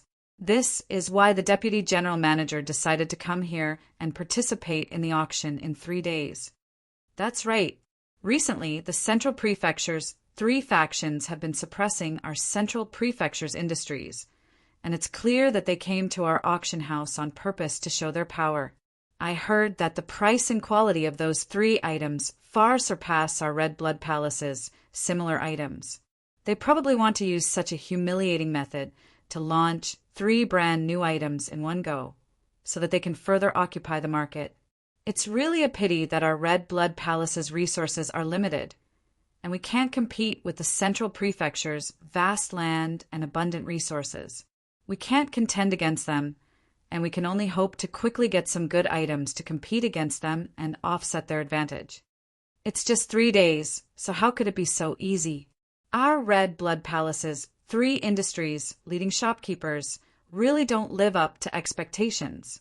The restaurant and demonic beast material stores are still doing well, as they are all trying their best to find new goods in hopes of breaking out of this situation.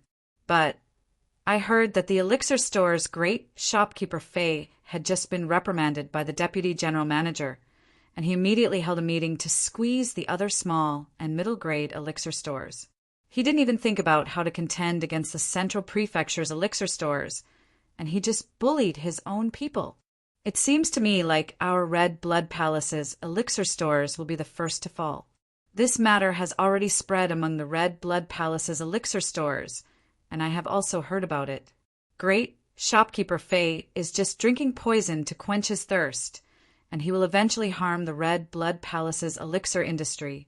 The two men sighed, and it was only after a long while that they stopped talking about this topic and looked at Suyu, who had just walked in.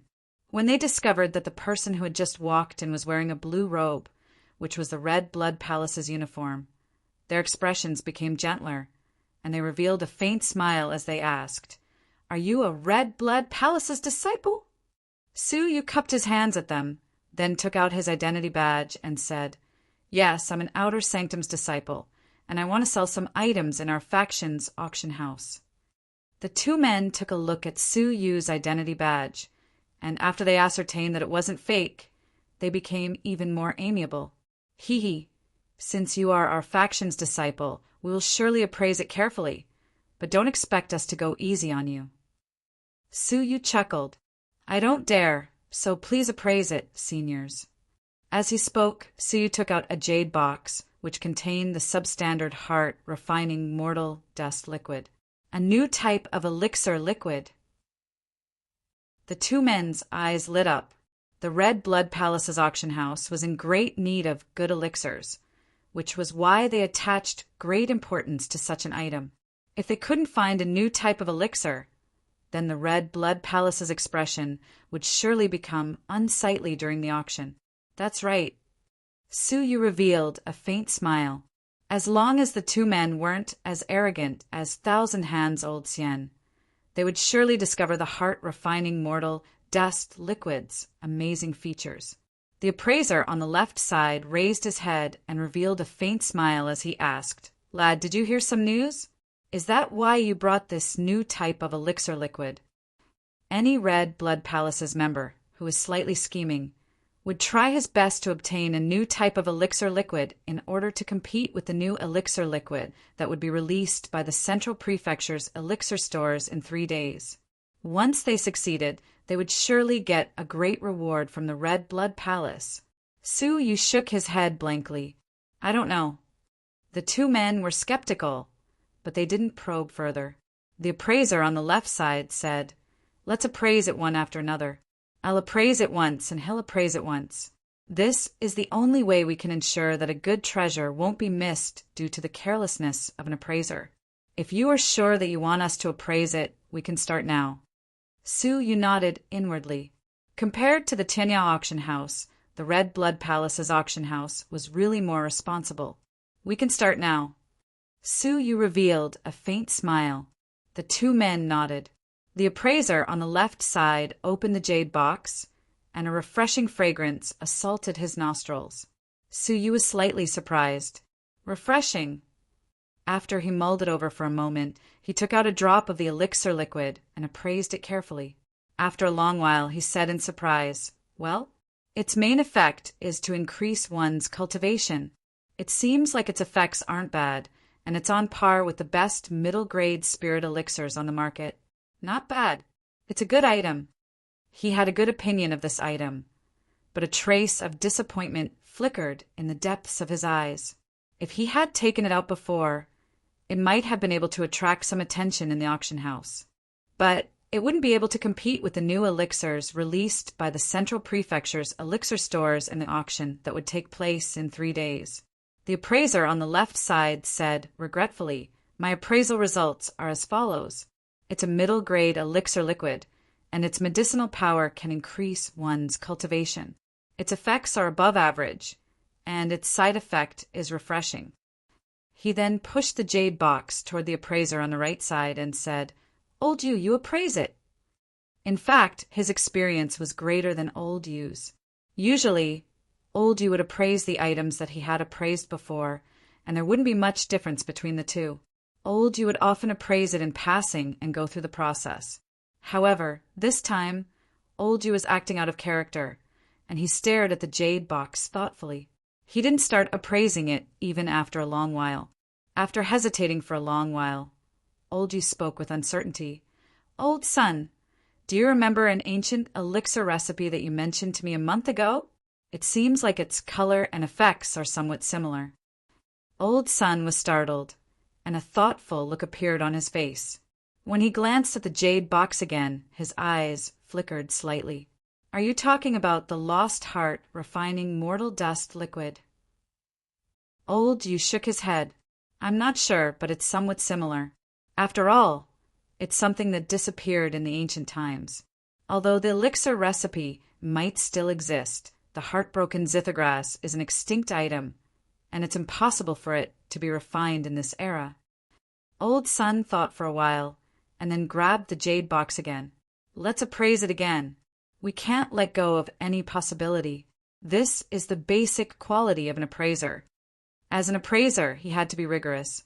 He started to appraise the elixir again, but this time the scope of the appraisal was no longer the direction of improving one's cultivation. Instead, it was the refreshing fragrance. This time he made a bold move and swallowed a drop of the elixir himself.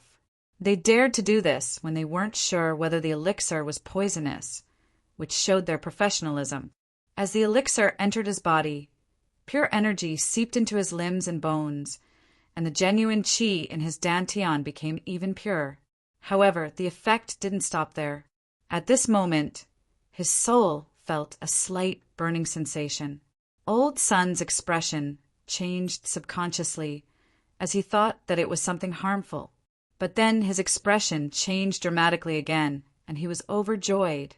This was because he could clearly feel that after the elixir's power dissipated, his soul seemed to have become ethereal, and he could faintly feel that his soul had become stronger than before. His body trembled slightly, and his face was full of ecstasy. His eyes were fixed on the jade box, and they shone with a bright light. It can't be wrong. It's it. It's it.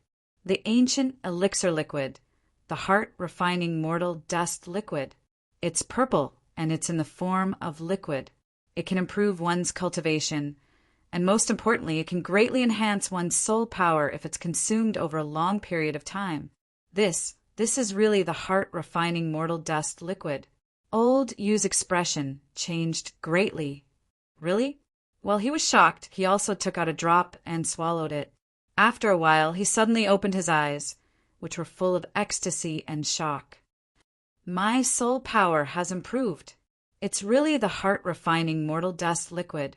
As appraisers, they had seen countless treasures in their lives, and they had seen more than most divine masters. Their experience was unparalleled. However, it was rare for them to be this excited and agitated. This was because it was an ancient elixir that shouldn't exist in this world, and it was a top-grade spirit elixir that could improve one's soul. Although it was only a middle-grade spirit elixir, and it was only effective for fairy realm experts, if news of it spread, even divine masters would go crazy for it. Even if it could only increase a divine master's soul power by a small amount, it would still be worth it. The two appraisers couldn't calm down even after a long while, and they couldn't help but look at Suyu, their eyes shining brightly. Do you know the name of this elixir liquid? Suyu revealed a faint smile. The heart-refining mortal dust liquid. After confirming that it was really the elixir, the two of them took a deep breath. They looked at each other and saw the surprise in each other's eyes. They knew that there would be a good show to watch at the auction in 3 days. Chapter 851. Suyu shook his head. Senior, you must be joking. How could an outer sanctum disciple like me make this elixir? Upon hearing this, they exchanged a glance and couldn't help but feel disappointed. After all, if an outer sanctum disciple had such an ability, why would he still be in the outer sanctum? He would have been recruited into the inner sanctum, nurtured and protected. Seniors, I recently took over the position of the shopkeeper of one of the elixir stores in the Red Blood Palace. A mysterious old man came to my store last night and asked me to hand it over to the auction house. If this item can be auctioned at the price he wants and attract attention, he is willing to give me the heart-refining mortal dust liquid at any time and sell it in my store. What disappointment flashed across their faces and was replaced by surprise. Is what you said true? Su Yu cupped his hands at them and said, "Every word I said is true." Haha, great. Heaven has blessed our red blood palaces, elixir stores. I will report this matter to the higher-ups. Lad, come with me to meet the higher-ups. They will surely be interested in you. Old Sun and Old Yu were extremely excited. They had obtained this elixir liquid at the last moment, and they could definitely give the Central Prefecture's elixir stores a slap in the face at the auction house in 3 days. Su Yu's eyes flickered as he said, "That won't be necessary. I don't know much about that mysterious old man, so I won't be able to explain it to the higher-ups. As long as our Red Blood Palace's auction house can make this item famous, I believe that old man will keep his promise." At the same time, Su Yu took out another complete heart refining mortal dust liquid and said, "I have another one here, and it's a finished product. The one you just used was a defective product. You can take it out at the auction house." The two old men's eyes lit up. Is there an even more powerful finished product? Since the defective product is already so amazing, wouldn't the finished product be even more powerful? After receiving the second elixir liquid, Old Sun said, "Since you don't want to meet the higher-ups, we won't stop you. This is the auction house's VIP card. Give it to that old man, and he can use it to watch the auction in the auction house's VIP room. I hope that old man can come and support us." After giving the VIP card to Su Yu, they left the secret room in a hurry. Then they went to meet the auction house's manager. They went to a plain hall in the depths of the auction house. At this moment, there were 2 groups of people outside the palace. One group was the Red Blood Palace's guards, while the other group surprised Old Sun and Old Yu. "Old Yu, what happened today? Even the Tianya auction house's great appraiser has come here. The person beside him seems to be the famous Thousand Hands, Old Xian." Old Sun was surprised by this. People of the same trade were enemies, and they didn't have any dealings with each other. Even if they had dealings with each other, they would be low-level people. As for the Tianya auction house's great appraiser, he wasn't a low-level person. The captain of the guards outside the door asked, "Are the 2 elders here to see Palace Master Shao?" Old Sun withdrew his gaze and nodded. "And please inform the temple master that we have something urgent to report." How could they not understand that the hall master had been troubled by this matter recently? If he knew that he had found such a treasure, he would definitely be overjoyed. The captain hesitated for a moment, then said, "Fine, wait for a moment. I will go and inform them. However, don't hold too much hope, as the palace master is currently meeting with the Tianya auction house's master." "Master?" Old Sun and Old Yu shuddered, and their eyes were filled with astonishment. The Tianya auction house's master was a mysterious person, and both his identity and origins were a mystery that couldn't be solved. He rarely showed himself, and even the Tianya auction house's internal staff couldn't always see him. However, everyone was aware that he was the person in charge of the Tianya auction house. Why did he come to the Red Blood Palace's auction house personally? The 2 elders were shocked. The captain of the guards entered the hall, and they saw a man and a woman sitting opposite each other, chatting. They were both middle-aged. The man had dashing eyebrows, bright eyes, and a carefree appearance. He was the Red Blood Palace's auction house's master, Xiao Yao. The woman sitting opposite him was a middle-aged woman with a delicate appearance. She wore a long black dress, and she wore a gentle, elegant, and well-mannered look. "Palace Master Xiao, I've already told you this much, so please return the auction item." The woman spoke leisurely. She wasn't too fast or too slow, but she seemed to have given an order that couldn't be disobeyed. Xiao Yao responded calmly, and he wore a faint smile as he said, "Fairyling, you must be joking. We didn't get the heart-refining mortal dust liquid, and even if we did, we wouldn't hand it over to your Tianya auction house. Aren't you afraid of disgracing your Tianya auction house by coming here and asking for an auction item?" Fairyling didn't get angry, and she replied calmly, "This item appeared in my auction house first, so it should be under the Tianya auction house's jurisdiction. Is there a problem with that? Xiao Yao wasn't aware of this matter, and he furrowed his brows as he said, I don't know why your Tianya auction house's auction item left your place, but it really isn't in my Red Blood Palace's auction house. After they chatted for a while and ascertained that the Red Blood Palace's auction house didn't get the heart-refining mortal dust liquid, Fairy Ling furrowed her brows and thought to herself, did Char's maid lie? Or did the old man she mentioned not come to the Red Blood Palace's auction house, but went to another auction house? At this moment, the captain of the guards entered and transmitted a message to Palace Master Xiao.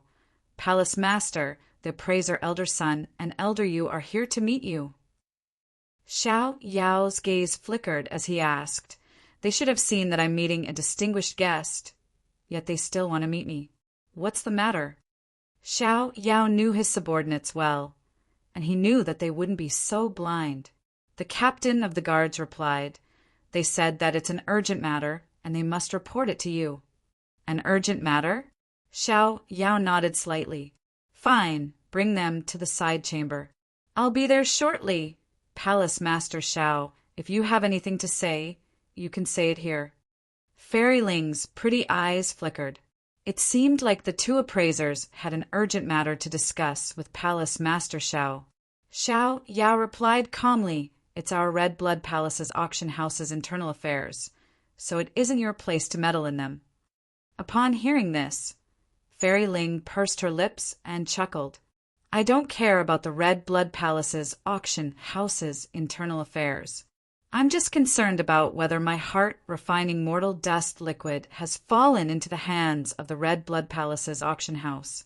If the two appraisers aren't talking about the heart-refining mortal dust liquid, I'll withdraw myself. Xiao Yao furrowed his brows slightly, and he was bewildered. This woman had unexpectedly come to him just for the heart-refining mortal dust liquid. Fine, let them come in. Xiao Yao waved his hand. After a short while, the two of them entered. Old Sun and Old Yu looked at Fairy Ling in shock. Is she the Tianya auction house's master? They didn't expect her to be a woman. What do you want? Xiao Yao asked. The two of them exchanged a glance. Then Old Sun looked at Fairy Ling hesitantly. He then said carefully, Palace Master, we just received 2 auction items. Palace Master, please take a look at them. Xiao Yao was surprised and his gaze flickered. What are they? The heart-refining mortal dust liquid. Old Sun enunciated each word clearly. Swoosh! When he just finished speaking, 2 pairs of gazes pierced through his body. He saw that Xiao Yao and Fairy Ling were both staring at Old Sun with sharp gazes. Fairy Ling's eyes curved slightly, and she revealed a faint smile. It seems like the Red Blood Palace's auction house really took our Tianya auction house's item. Xiao Yao was shocked and his eyes flickered. He still couldn't understand what the heart-refining mortal dust liquid was, and why the Tianya auction house's master had come here personally to ask for it. The heart-refining mortal dust liquid? What is it? Tell me in detail. Xiao Yao glanced at Fairy Ling out of the corner of his eyes. Old Sun told them everything in detail. Upon hearing this, Xiao Yao's pupils contracted and shock appeared in his eyes. An ancient elixir that could improve one's soul power really shocked him. He finally understood why Fairy Ling had come here personally. If he could get this elixir recipe and find the person who could refine it, he would have an unparalleled path to wealth. This was an extinct elixir, and it was an ancient elixir recipe that could improve one's soul power crazily. If it was in the hands of a faction, how much wealth would they get? Even if it was sold for a sky-high price, there would still be people who would fight over it crazily. At this moment, even Xiao Yao was tempted, but he restrained himself and asked, Tell me the details. Why did this item appear in our auction house? The 2 old men were confused, but they still replied in a matter-of-fact manner. An outer sanctum disciple called Su Yuxian brought it here for sale. Palace Master, is there a problem with this person?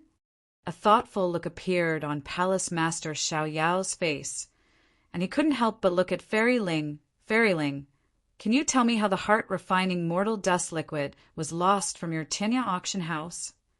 An unnatural look appeared on Fairy Ling's face for a moment, but she quickly calmed down and said, "Actually, it's nothing. My subordinate was careless and neglected that customer, which caused him to leave."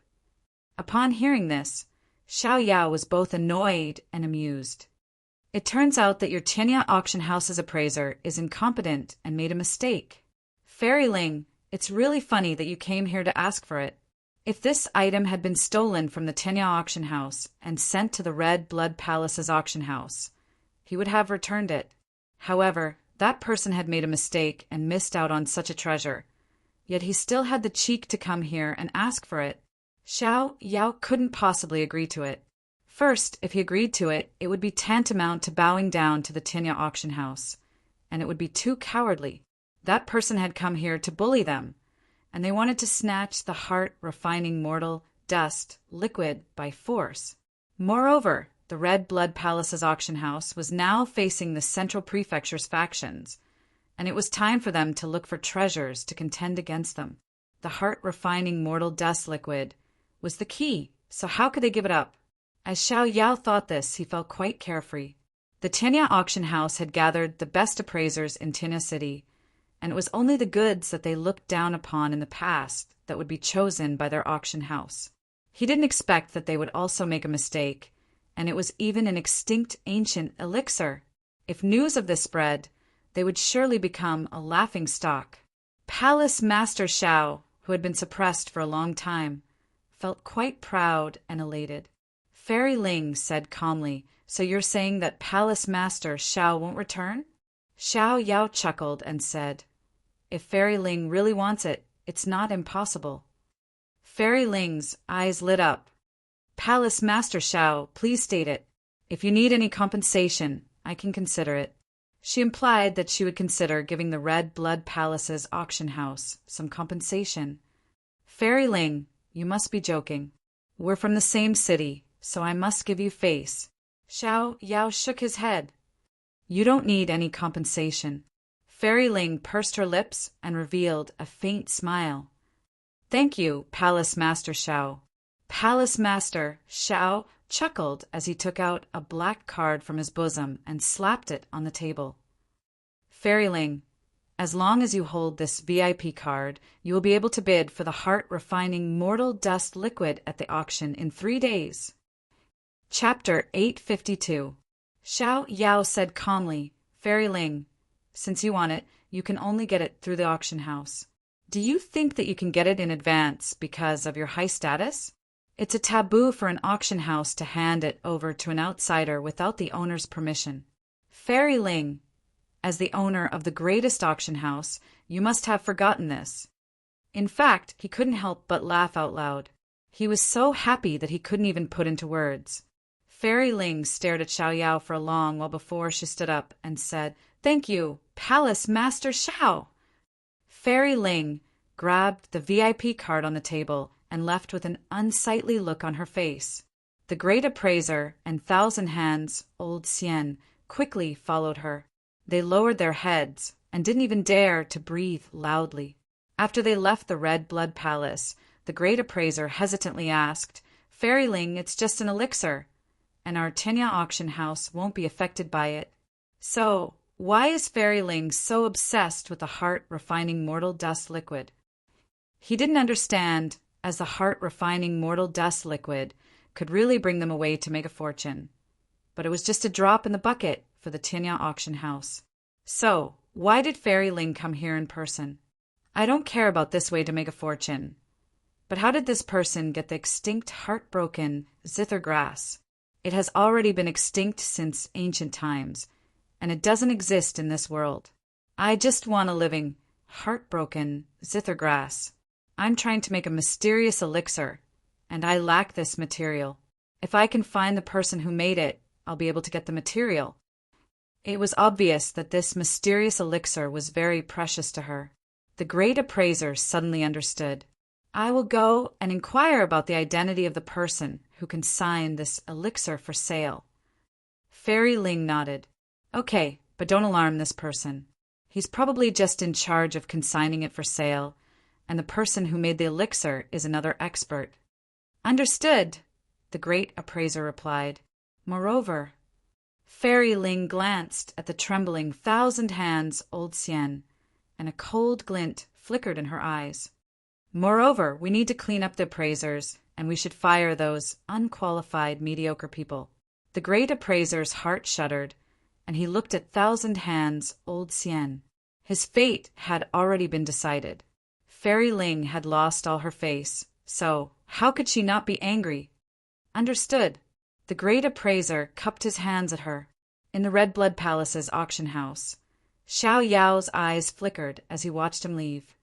"Elder Yu, elder son, you too must maintain close contact with Su Yuxian. Also, dispatch the auction house's experts to protect him in secret. Don't let anything happen to him." Now, Su Yuxian was the only clue to contact the mysterious expert. If he was killed by someone with ulterior motives, it would be over. After Su Yu left the Red Blood Palace, he rushed toward the Tonglin elixir store. This trip had taken much longer than expected, a full day. It was time to go back. He returned to the outer city and arrived at the street where he was. Su Yu raised his brows from afar. The Tonglin elixir store had been destroyed by someone. All the pills had been snatched away, and the counters were all smashed. Qing Lu's face was covered in blood, and he was dragging a martial artist who was moving an alchemy furnace. "Little bastard, you still haven't eaten enough punches, right? Get lost." The cultivator had a ferocious expression. He bared his teeth and kicked Qing Lu's abdomen, sending him flying and crashing into the wall. Qing Lu could not help but vomit a mouthful of blood. He clutched his abdomen and rolled on the ground, clearly in great pain. "Bah, you want to obstruct me with such meager power?" He then covered his mouth and spat disdainfully. "It's your shopkeeper's fault for daring to offend our 3 murders gang. He's just courting death." He chuckled evilly and was about to turn around to leave. However, when he turned around, a ghost-like person appeared in front of him. This person had no aura at all, and he was caught off guard. "Ah!" The martial artist let out a sharp cry. When he came back to his senses, he couldn't help but curse angrily. "Are you blind?" Su Yu wore a calm look as he replied, "Yes, I'm the blind shopkeeper you spoke of. I obviously don't have eyes." The martial artist was startled, but he soon revealed a hideous smile. "You unexpectedly dared to come out. I assumed that you would hide like a cowardly tortoise and not dare to show yourself. It's good that you came here, as I will take you to see our gang master." As he spoke, he pressed his hand on Su Yu's shoulder. He had a level 4 fairy realm cultivation, so dealing with Su Yu would be easy. However, before his hand could touch Su Yu, a golden light flickered on his wrist, and his whole hand fell off. Just after that, a heart-wrenching pain transmitted over. "Ah, my hand! My hand!" His hand was unexpectedly cut off, and the cut was as smooth as a mirror. His voice came to an abrupt end, as his head was also cut off, and it fell to the ground. As a golden light flickered, a small golden sword went back into Su Yu's sleeves. Su Yu disregarded the blood on the ground and the frightened gazes of the onlookers as he went into the store and surveyed the surroundings. Shock appeared in Qing Lu's eyes. The person killed by Su Yu was one of the 3 murders gang's top 10 martial artists, who were all extremely vicious and evil. In the outer city, everyone was afraid of him, and there were many people who hated him. However, because of his powerful cultivation, no one dared to speak out against him. He had never expected that he would die in such a way, and he had even been killed by his own shopkeeper. Since he could instantly kill a level 4 fairy realm expert, then how powerful was he? Su Yu waved his sleeves and sent a wisp of vital energy into Qing Lu's body to quickly heal his injuries. Qing Lu's pain was instantly reduced by more than half, and his injuries also started healing at a shocking speed. His heart shivered, and he quickly stood up. "Shopkeeper Su, I'm useless, and I didn't manage the store well. Please punish me. Su Yu's expression was still calm. Okay, tell me what happened first. He had only been gone for a single day, yet the store had already been destroyed by someone. It was Qin Zhe. Hatred appeared in Qing Lu's eyes. After he was crippled by the shopkeeper, he asked for help from the Three Murders Gang, and it was him who brought the Three Murders Gang's people to destroy the store. He even stole all of the elixirs in the store. In the end, even Ying Luan was captured by them. Su Yu's expression became ice cold. Ying Luan was also captured. Su Yu didn't care about ordinary elixirs, so it wouldn't matter if he stole them. However, Ying Luan was his shopkeeper. It was done by the Three Murders Gang's deputy master. He captured Ying Luan and demanded that the shopkeeper bring 1,000 crystals to redeem her. Otherwise, he would let her be killed by the Three Murders Gang's members. Qing Lu spoke angrily. Killing intent flickered in Su Yu's eyes. The Three Murders Gang didn't come here to take revenge for Qin Zhe. After all, how could a crippled person whose cultivation was low deserve the Three Murders Gang's revenge? They must have heard from Qin Zhe that the new shopkeeper was quite wealthy, so they wanted to take advantage of this opportunity to rob him. When Qing Lu discerned that Su Yu intended to kill him, he said hurriedly, "Shopkeeper, please calm down. Please contact the Red Blood Palace's headquarters and send someone to negotiate with the Three Murders Gang. The Three Murders Gang has many members, and it has many experts." He then added, "The Deputy Master, who is rank 2nd, has a level 9 fairy's power, while the Great Master is rumored to have reached the Divine Master realm. Moreover, they are quite familiar with the outer city's terrain, so there aren't any factions that can exterminate them. The Red Blood Palace tried to exterminate them in the past, but it ended in failure, and they even lost a Divine Master expert." He then added, "After this incident, the matter was left unsettled. As long as they don't cause trouble in the inner city, no one will care about them. The Three Murders Gang has already become the outer city's ruler, and no other dark faction can survive here, as they have all been devoured by it." He then added, "Shopkeeper, you mustn't meet them alone, as they won't keep their promise. They will probably kill you and snatch your spatial ring." Since ancient times, even a powerful dragon couldn't suppress a local snake. In the outer city, the Three Murders Gang was the local snake, and even factions like the Red Blood Palace couldn't deal with them. Su Yu nodded. "Okay, I understand. You don't need to worry about the shop for now. Just look for a safe place to hide. I will quickly come back." Swoosh! Su Yu asked about the Three Murders Gang's headquarters before he soared into the air and left. After half a cup of tea's time had passed, he reached the outer city's central region. There was a dilapidated arena there, and it was quite deserted. If one looked at it from above, they could clearly see that there were many people guarding it. There were at least several thousand people there. The arena was located in an open area, so the invaders could be clearly seen. Su Yu was slightly surprised by this. Wouldn't it be difficult for one to escape if one was surrounded by people in such a place? Why were so many factions unable to exterminate them? Su Yu's eyes flickered, while a faint silver light flickered in them. The whole arena became three-dimensional in Su Yu's eyes, and he could see the situation inside with just a single glance. After he observed it, Su Yu suddenly understood what was going on. The area beneath the arena had already been completely emptied. There were many complicated tunnels, which spread in all directions. As long as one could hide in them, then no matter how many soldiers there were on the ground, they wouldn't be able to encircle them. After a rough count, Su Yu found that there were more than 100 tunnels, which could accommodate more than 1,000 people. It was no wonder that they had failed so many times.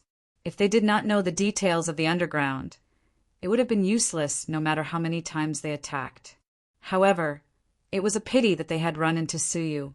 Su Yu immediately started looking for Ying Luan. With his transparent eyes, he would be able to find her no matter how well she hid herself. After a short while, Su Yu discovered Ying Luan's existence. She was hidden in an underground cage, and there were several other people with her. It seemed like they were also hostages captured by the Three Murders Gang.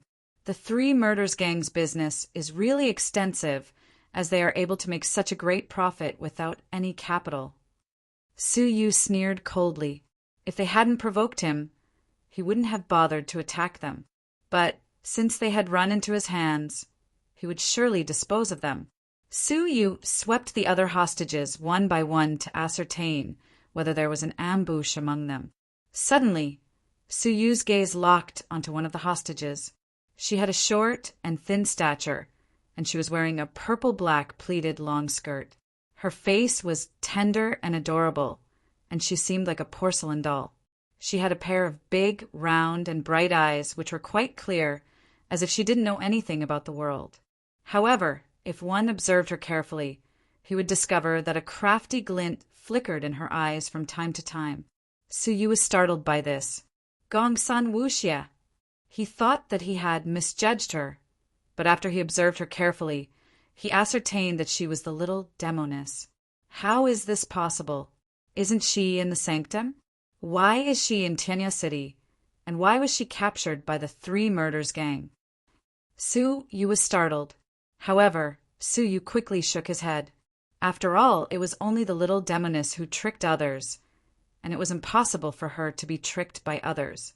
This was especially the case at this moment, when the little demoness revealed a harmless and sweet face. Su Yu was sure that she was plotting something.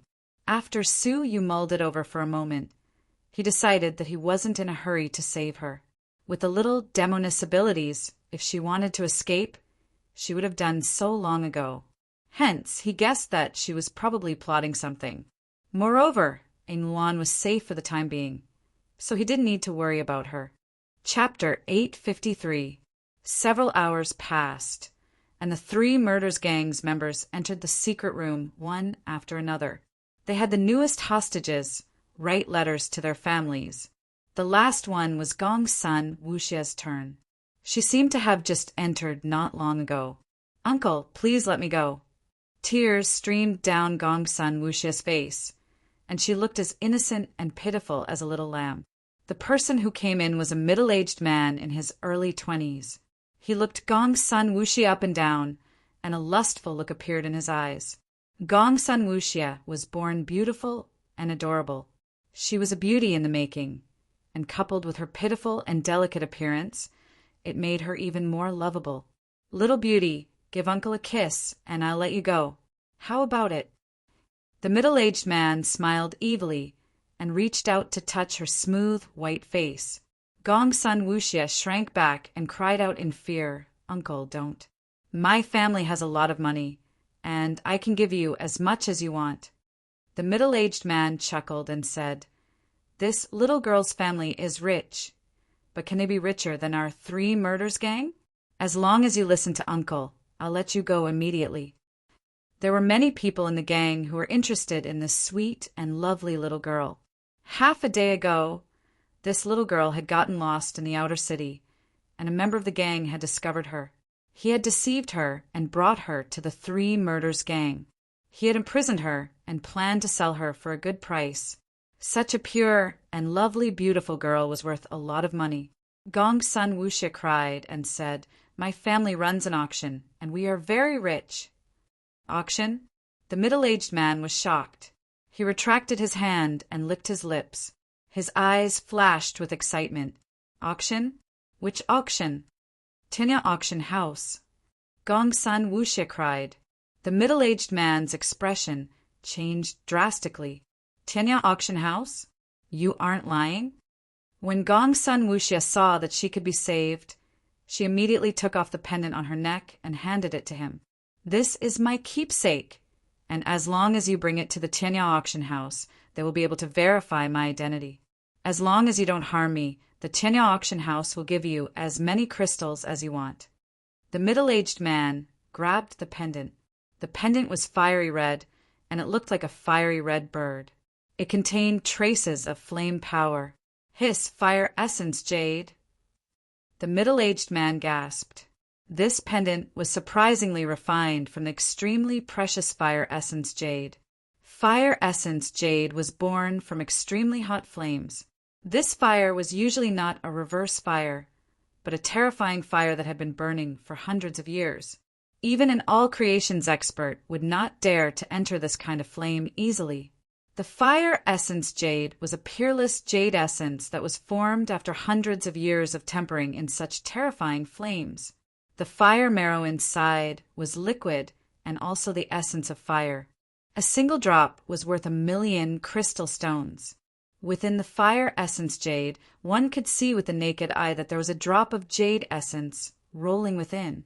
Just this pendant alone was worth 1,000,000 crystals. The middle-aged man simply couldn't believe that the little girl in front of him possessed such a heaven-defying treasure. When he looked at Gongsun Wuxia again, it was as if he was looking at a crystal mine, and his eyes shone brightly. He knew what kind of reward he would receive if he presented this item to the faction leader, although he really wanted to keep the fire chalcedony for himself. He understood that if he really did that, he would definitely not be able to escape the Three Murders Gang's pursuit. Hence, the wise man decided to present this item to the faction leader in exchange for trust and rewards.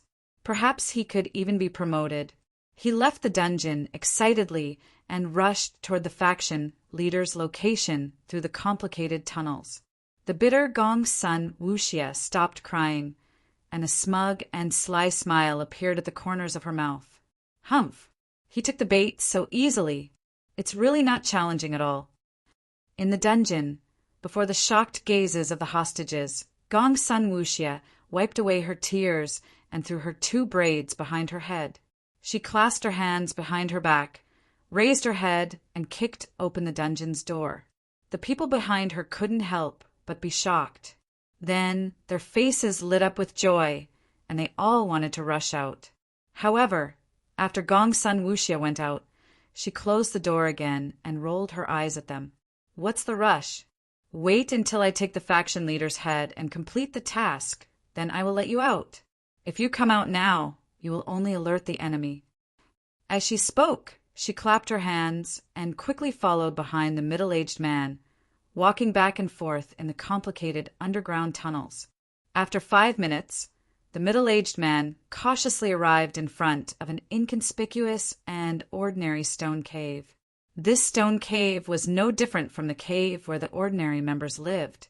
However, the middle-aged man was extremely respectful, and he stood respectfully in front of the stone door. Faction leader, I have an important matter to discuss with you. After waiting for a moment, the stone door opened silently, and a cold snort transmitted from inside. I told you, don't call me faction leader so casually. The middle-aged man was a yes man, and he didn't dare to move. He didn't think much of it, and he thought that his faction leader was too cautious. He was so cautious even in his own territory. Come in, the person inside said. The middle-aged man entered, and the stone door immediately closed tightly. No one knew that the famous faction leader of the Three Murders Gang was actually staying in such an ordinary secret room. If this person hadn't led the way, who would have thought that he would be here? After a short while, a petite figure appeared nearby stealthily. She wore a sly smile on her small mouth. Humph, humph, humph. It turns out that you were hiding here. It took me a long time to find you. In the room, a man, shrouded in black light, sat on a stone bed, and he seemed to be cultivating some powerful demonic technique. Why are you looking for me? The man shrouded in black light was the Three Murders Gang's faction leader, and he was an extremely mysterious expert. In the past, when a Red Blood Palace's divine master had led a group of people to kill him, he had managed to kill that divine master's expert. The middle-aged man trembled with fear as he spoke. Faction leader, we found a member of the Tianya auction house among the hostages, and after I learned about it, I immediately came to report it to you. A member of the Tianya auction house? Why did they bring their people here? The faction leader furrowed his brows. This faction's background is quite mysterious, and I would rather provoke the Red Blood Palace and the Purple Cloud Palace than provoke it. So, what kind of identity did they capture? If it's just an ordinary person, we should just let him go. There's no need to offend the great faction behind the Tinya auction house for a small ransom. If it was an ordinary member, they wouldn't be able to extort a large amount of ransom, and they would easily offend this mysterious faction. Cold sweat seeped out of the middle-aged man's forehead. Does the faction leader mean that he doesn't want to become enemies with the Tinya auction house? He realized that he had probably overreached himself. After hesitating for a while, the middle-aged man took out the fire essence jade pendant and said gravely, "Faction leader, please make a decision. This is the keepsake we found on that member's body. She claims that the Tinya auction house belongs to her family." The faction leader rolled up his sleeves and grabbed the fire essence jade pendant. As he examined it carefully, his expression became grave and his pupils contracted. "It can't be wrong. This is Fairy Ling's keepsake from the Tinya auction house. Who did you capture and bring here?" Anger and killing intent appeared in the faction leader's eyes. "You are just a bunch of fools. You have all committed a grave mistake." Fear and wariness could be heard in his voice. It was as if he was afraid of the Tinya auction house. The middle-aged man knelt on the ground and said, "I don't know either. It was a gang member who deceived her and brought her here." The faction leader was infuriated. "You are just a bunch of good-for-nothings who can't do anything right. If you captured an ordinary member and let her go, we can avoid trouble, and the Tinya auction house won't make trouble for us just for an ordinary member. But since she has Fairy Ling's keepsake, she must be an important member. Even if we let her go now, the Tinya auction house won't let this matter go." A wisp of killing intent appeared on his face as he asked, "Where is she?" Since the matter had already reached this point, he couldn't let her go, and the only way to avoid trouble was to kill her. As long as the Tinya auction house didn't know that she was killed by the Three Murders gang, they wouldn't get into any trouble. When the faction leader's voice just echoed, the middle-aged man suddenly fell on the ground. His eyes were still open, but his limbs were limp, and he couldn't move in the slightest. Only his mouth could move slightly as he cried for help and fright. "Faction leader, save me, save me." I can't move. All of a sudden, the faction leader's black radiance flickered, and his expression changed. "Were you poisoned? When did you get poisoned?" The faction leader suddenly realized something and shouted in a low voice, "It's awful. There's something wrong with the pendant." As he shouted in a low voice, he quickly threw the fire essence jade in his hand. However, it was already too late for him to throw it. The vital energy in the faction leader's body became sluggish, and his whole body became limp and powerless. He then fell on the bed, his limbs stiff, and he couldn't move. He cried out in alarm, "What kind of poison is this? Even an almighty divine master can't resist it." Creak! At this moment, the leisurely sound of a stone door opening drifted into his ears. A petite young girl who had her hands clasped behind her back walked into the stone room with a smile and said, "You reacted quite quickly." Gong Sun Wuxia smiled as she picked up the pendant and swept it with her vital energy. A layer of pink mist, which could be seen by the naked eye, was swept away from the pendant's surface. This was the object that had poisoned the faction leader. "Who are you?" The faction leader's pupils contracted as he shouted in a deep voice. The little demoness walked over and revealed a cute and sweet smile. "I'm obviously here to take your life. Don't you know that your life is quite valuable in the Red Blood Palace? It's worth 300,000 merit points, and you are the 18 Blessed and Heavenly Land's 13th most wanted criminal, Ghost Buddha. So you are quite valuable." The expression of the faction leader, whose whole body was engulfed by a black radiance, changed drastically. "How did you know my identity?" The middle-aged man lying on the ground was also startled. "What? Did you just say that our faction leader is the infamous wanted criminal, Ghost Buddha?" There were a series of wanted criminals in the 18 Blessed and Heavenly Lands, and all of them were vicious and merciless criminals who killed without batting an eyelid. However, Due to their high cultivations, the 18 Blessed and Heavenly Lands experts weren't able to capture them in time. This was why the 18 Blessed and Heavenly Lands wanted list was issued. Chapter 854. According to the Red Blood Palace's rules, if a Red Blood Palace's disciple killed the ghost Buddha, who was ranked 13th, he would get 300,000 merit points. This was because he had once killed 3 divine masters in the Red Blood Palace, which had caused a great commotion. However, he had then disappeared without a trace, and no one knew where he had gone. No one would have expected that he was hiding in Tianya City's 3 Murders gang, and even the gang's members didn't know that their gang master was wanted by the 18 Blessed and Heavenly Lands. Suyu, who was observing the situation with his soul eyes, was quite startled. He had heard about the wanted list, as it was a list made by the 18 Blessed and Heavenly Lands' 18 great factions. The people on the list were all villains who had committed great crimes, and they posed a great threat to the whole 18 Blessed and Heavenly Lands. This was why they were wanted by the 18 great factions. There were 100 people on the list. The ghost Buddha was ranked 13th, which was quite high. As such, he was rewarded with 300,000 merit points.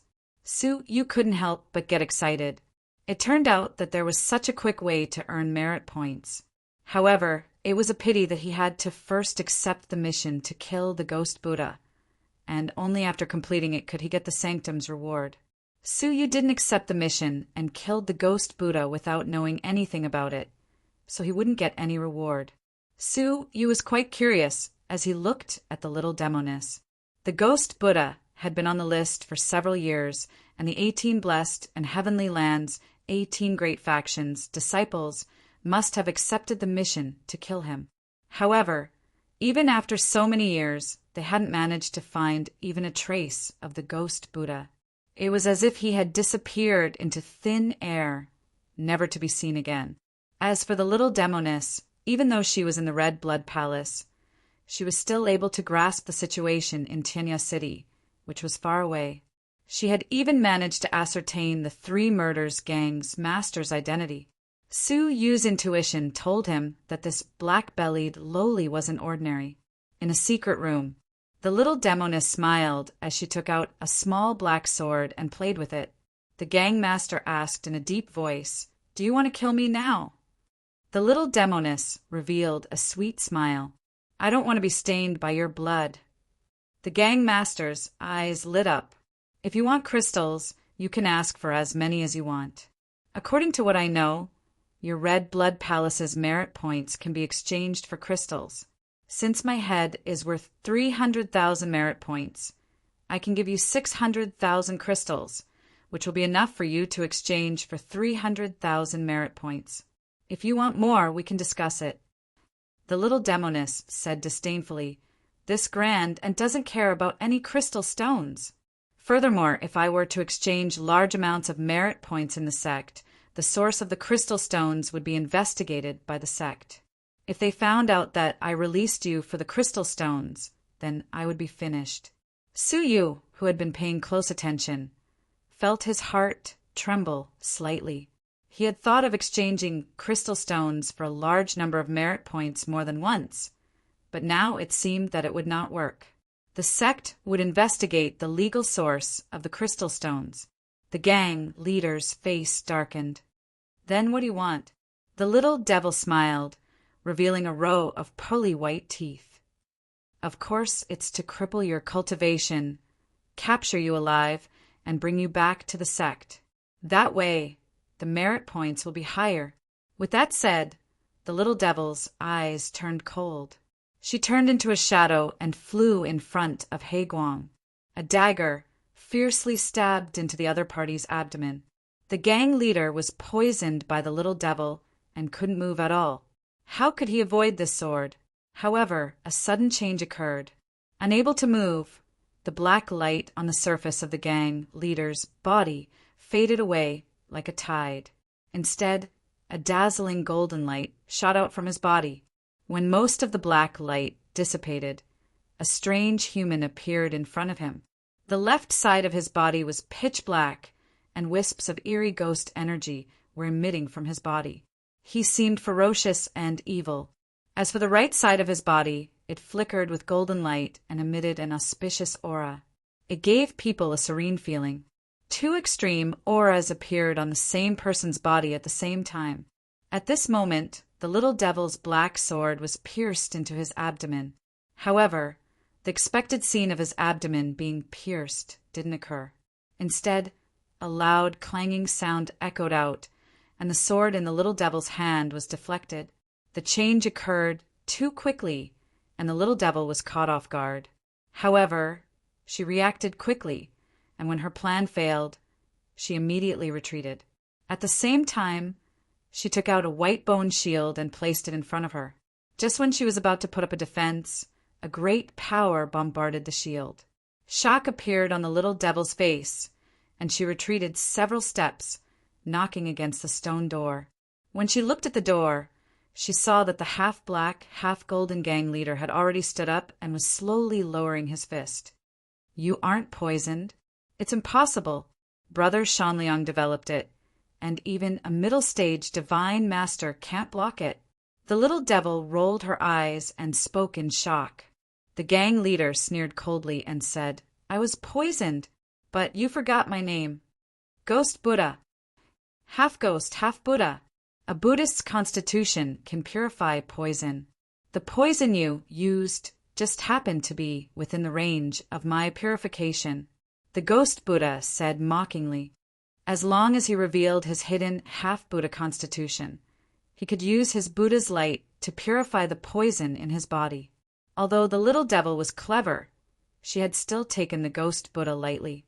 This person could kill the red blood palaces, 3 divine masters in succession, and still remain free and unfettered until now. So he was surely not someone easy to deal with.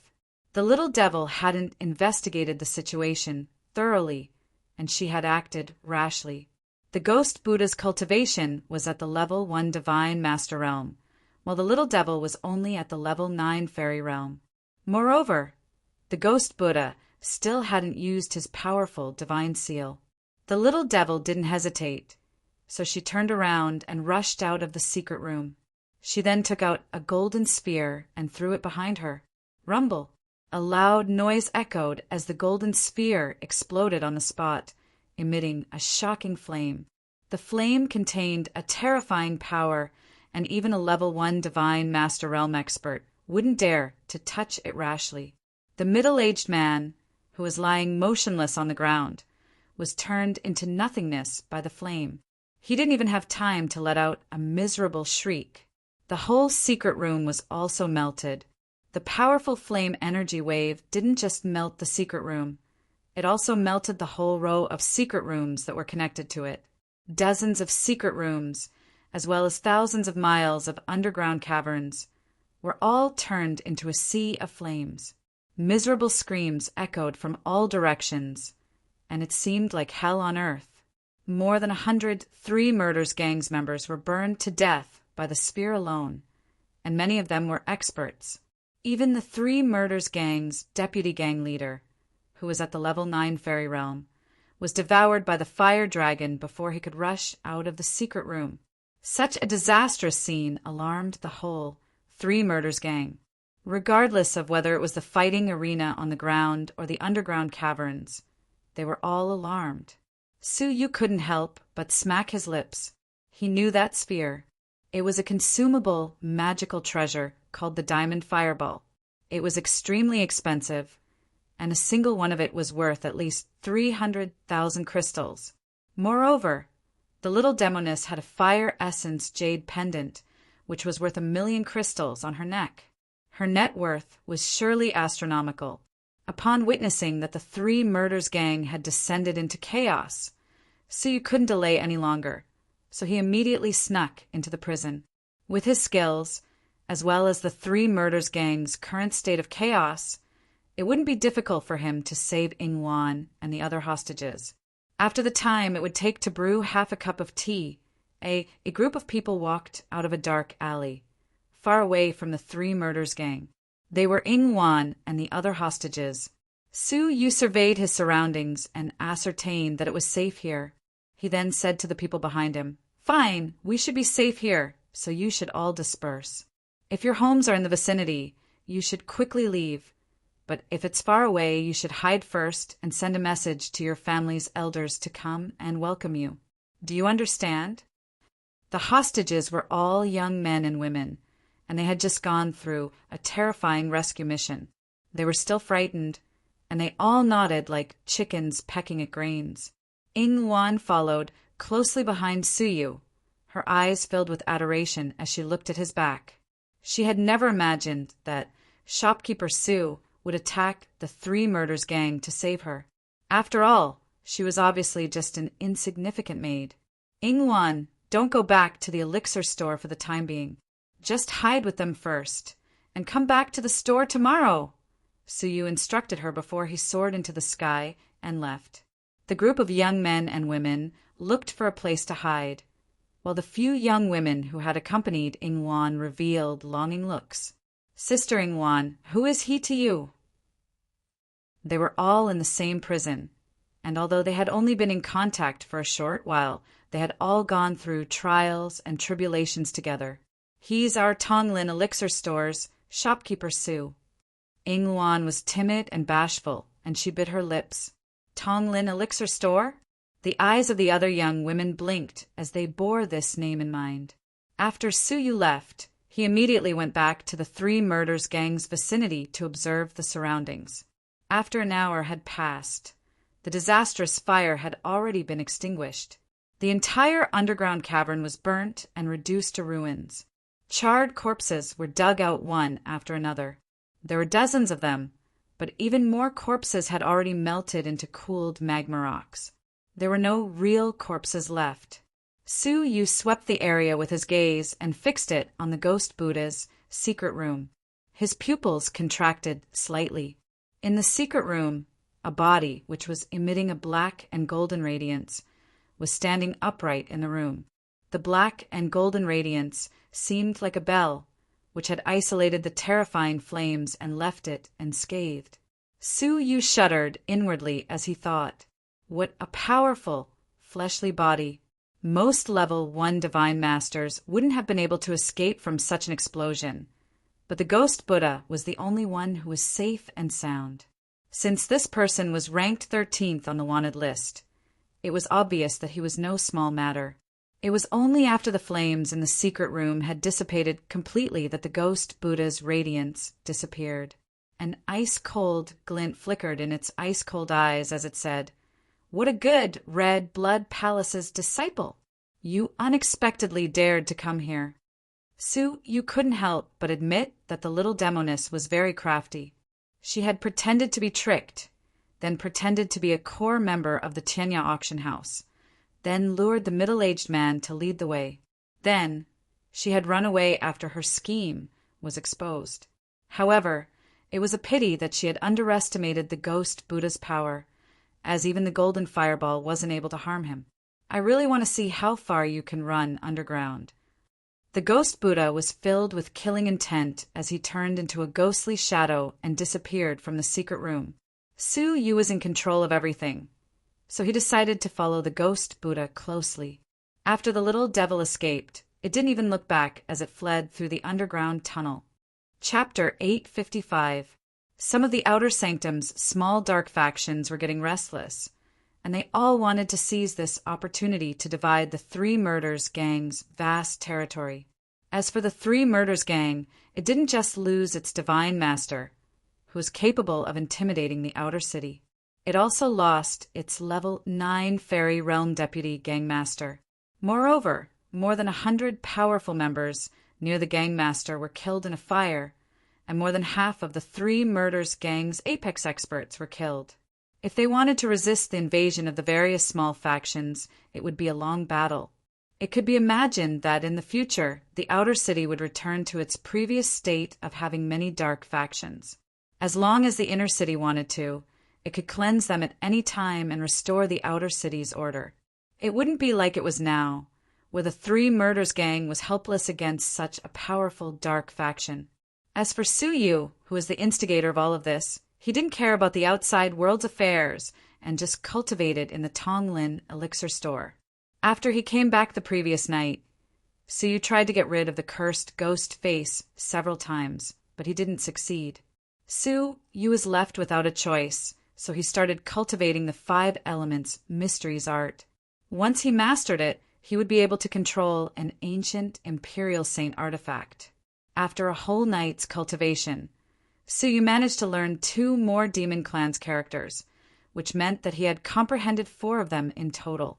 As long as he continued cultivating, once he comprehended more than 100 Demon Clan's characters, he would be able to use 10% of the 5 elements' divine prison's power. This 10th of its power was enough for Suyu to be invincible among those below the all-creation realm. The next day at dawn, Qinglu and Yingluan followed Suyu's instructions and waited until the chaos had passed. They were busy cleaning up the elixir store and mending the broken counters. After going through such a calamity, they cherished this rare opportunity even more. After all, not only was their shopkeeper Su generous, but he was also a hermit expert. Yingluan was even more aware of how powerful Suyu was, as he had managed to sneak into the 3 murders gang and rescue them. She really admired Suyu from the bottom of her heart. Shopkeeper Su, all of our elixirs were plundered by the 3 murders gang. What should we do? Qinglu and Yingluan went to the back hall after they finished cleaning the elixir store. Suyu wasn't interested in those elixirs, which couldn't even be considered spirit elixirs. Don't worry about it. In a few days, a new type of elixir will be sold, so you should rest more during this period. Qinglu was startled. Yingluan said anxiously, Shopkeeper Su, that won't do. The pill store's counter cannot be empty. Suyu raised his brows. Oh, why is that? Yingluan didn't stutter anymore, and she spoke fluently. According to the Red Blood Palace's elixir store's rules, no elixir store's counter is allowed to be left empty. Otherwise, they will be punished by revoking their shopkeepers' positions. Suyu was surprised. Why haven't I heard of such a rule? He had carefully investigated the elixir store's rules, and he hadn't found such a rule. The Red Blood Palace was only in charge of the final profits, and how the elixir store was managed was the shopkeeper's business. This is the rule of the Elixir Association. Yingluan then said, A year ago, great shopkeeper Fei gathered all the elixir store shopkeepers to discuss this rule, which states that no elixir store's counter can be left empty.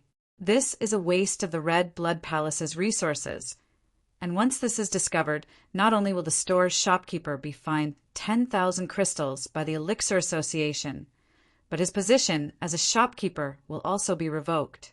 She then added, It's said that the previous shopkeeper who came before us felt that the store didn't have any hope of surviving, so he focused all of his energy on cultivation. He planned to wait until his term was over before leaving the store. However, the counter didn't have any elixirs for sale, and it was left empty for 5 or 6 days. This was reported by other elixir stores, and the previous shopkeeper was punished. He was fined 10,000 crystals, and his position as a shopkeeper was revoked. He was then chased back to the sanctum. Suyu raised his brows slightly. He couldn't believe that there was such an unwritten rule. He really didn't care about these elixirs, but his position as an elixir store shopkeeper was very useful to him, so he couldn't give it up for the time being. Fine, where can I get my elixirs from? Suyu asked. A small elixir store couldn't afford to hire an alchemist to make elixirs for them, so they could only buy them from elixir dealers. Yingluan revealed a simple and honest smile as she ran to the front desk. She then took out an account book from under the cabinet. The account book recorded the channels through which the previous shopkeepers used to purchase elixirs, as well as the names and locations of their suppliers. Suyu flipped through it carefully. The Tonglin elixir store supplier had cooperated with him for many years, and it was a place called the Bright Moon House. The Bright Moon House's owner, Bright Moon Householder, had cooperated with the Tonglin elixir store for many years. He didn't know how to make elixirs, and his elixirs came from a place called the Elixir Alliance. The Elixir Alliance was the Tianya Auction House's alchemist alliance. Everyone who joined the alliance was an alchemist, and they were all at least middle-stage alchemists. There were also many late-stage alchemists among them, and there were even 2 alchemists who could make incredible elixirs. Incredible elixirs were elixirs consumed by divine master experts, and they were far more difficult to make than spirit elixirs consumed by fairy realm experts. The difference between incredible elixirs and spirit elixirs was like the difference between heaven and earth. Su Yu's current state wasn't enough for him to make incredible elixirs. Besides his lack of experience, he also lacked soul power, which was more important. After all, the process of making elixirs at the incredible elixir level wasn't something ordinary people could imagine. Physical contact wasn't allowed in any part of elixir making. This was because the success of incredible elixirs was highly dependent on the environment, and it couldn't tolerate the appearance of human impurities. If one used one's hands or other objects to control the elixir making, it would be easy for the furnace to explode. If one couldn't use physical objects to control the elixir, then what could one use? It was soul power at the mental level. Since physical power couldn't be used, then one could only use soul power. The whole process had to be controlled at the soul level, which involved the use of soul power.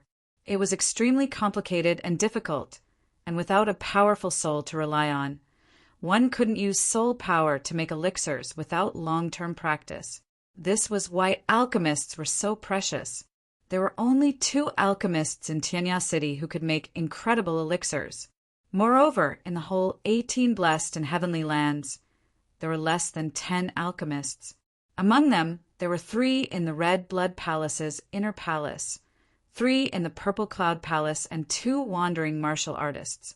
The Elixir Alliance had formed a neutral faction around these 2 alchemists, and they were only in charge of making elixirs. The alchemists would then hand over the elixirs they made to the Elixir Alliance. Because the Dan Alliance was not in the mood to run a shop, he did not have the time to look for buyers, so he sold it to some merchants who were related to the Dan Alliance. These merchants were usually the relatives and friends of the Dan Alliance. Then the peddlers sold the elixirs to elixir stores all over the Blessed and Enclave. These peddlers were also known as pill peddlers. They relied on the Dan Alliance to survive. If the Dan Alliance collapsed one day, they would have no way to survive.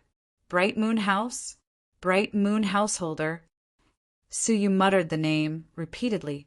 The Tonglin elixir store was small and didn't have a large stock of elixirs, so it didn't bother to look for another supplier. So it bought all of its elixirs from Bright Moon Householder. Although it would be troublesome, Su Yu would still have to go there personally to buy some elixirs from Bright Moon Householder to fill the counter. You should rest for the time being, while I go out to buy some goods. Su Yu left the Tonglin elixir store and went straight to the Bright Moon House. The so-called Bright Moon residence was actually an ordinary residence in the inner city. If an elixir shop wanted to buy elixirs, the Bright Moon residence was one of the choices. When Su Yu was just about to enter the residence, he suddenly caught a glimpse of a familiar figure. He couldn't help but be taken aback and stop outside the residence. At the residence's entrance, a beautiful and dignified figure clad in a green palace dress was walking out while stepping on a lotus flower. A middle-aged scholar wearing a long robe was following her closely. He wore a fawning smile and said in a flattering tone, "Fairy Lu, you can set your mind at ease. If the Elixir Alliance has similar elixirs, I will surely inform you first. As one of the Elixir Alliance's 3 great elixir merchants, I believe that if the Elixir Alliance has such elixirs for sale, they will surely let me sell them." Lu Qi furrowed her brows and nodded indifferently. She then sighed softly and said, "I'm just holding on to a slim hope. You don't need to take it to heart. I'm sorry for bothering you." After she spoke, the beautiful figure strode forward and was about to leave the Bright Moon House. She subconsciously glanced at a corner of the residence's wall, where a person was standing quietly. She had just seen him out of the corner of her eye, but her body shuddered and her beautiful eyes widened. When she looked over, her heart thumped wildly. It's him. A silver-haired youth appeared in Lu Qi's mind. He was gentle, resolute, mysterious, and unpredictable. He had also obtained her first time. The figure she saw out of the corner of her eye was similar to the one in Suyu's mind. However, when she fixed her eyes on him, she found that the person in front of her was an old and frail, white-haired old man. His hair was white and fluttering in the wind. Although his body was old, he was standing upright in the wind. He had a sage-like charm. It wasn't him. The great disparity startled Lu Chui. In terms of temperament, the two of them were too similar. Suyu turned around and looked at Lu Chui. He had an impulse to approach her and greet her, but he restrained himself in the end. With a faint smile, he asked, "Miss, why are you looking at me?" Lu Chui came back to her senses and shook her head in disappointment. She raised her beautiful eyes and looked into Suyu's eyes. No! She suddenly couldn't continue speaking, because when she looked into Suyu's eyes, she found that even his eyes were so similar. They were as deep as the starry sky, which made it difficult for people to extricate themselves from them. They were also filled with an unforgettable brilliance. Was there really a person in this world whose temperament and eyes were so similar? Lu Chui's heart was in a mess. After a moment of silence, she asked softly, "Mister, may I ask if you know a person called Inu?" The name Suyu she knew was the Inu from the mysterious heavenly divine pavilion. Suyu's emotions fluctuated, and he was inexplicably delighted that she still remembered him. Suyu smiled and shook his head. "I don't know him. I'm Suyushin, and I don't know Inu. May I know who he is? Isn't he? How could he be?" Lu Chui laughed at herself and apologized. "He's an old friend. Sorry for disturbing you."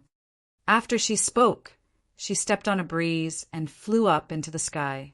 Then, like a butterfly, she disappeared into the azure sky. Suyu sighed softly for a long time as he looked at her back.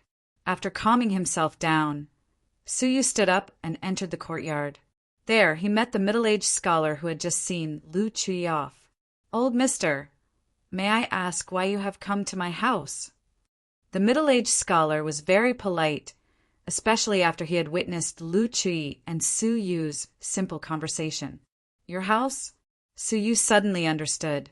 The person in front of him was the Bright Moon House's Bright Moon householder.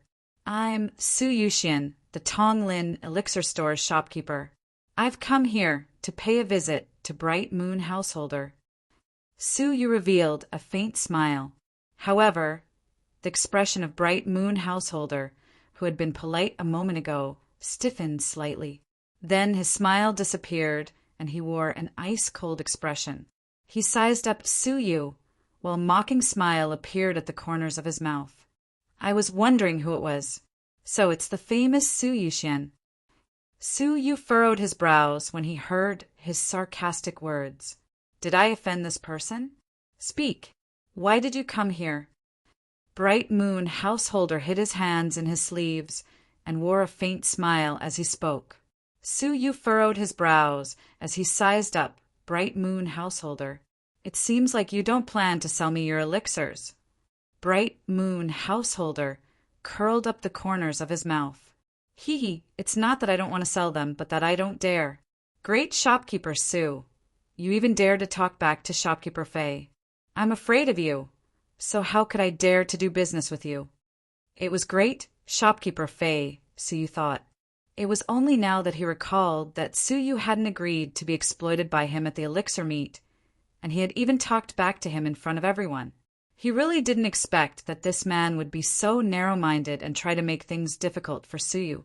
Shopkeeper Fei's Heavenly Fragrance Elixir Store was one of Bright Moon Householder's great clients, and Suyu's Tonglin Elixir Store was dispensable in comparison to it.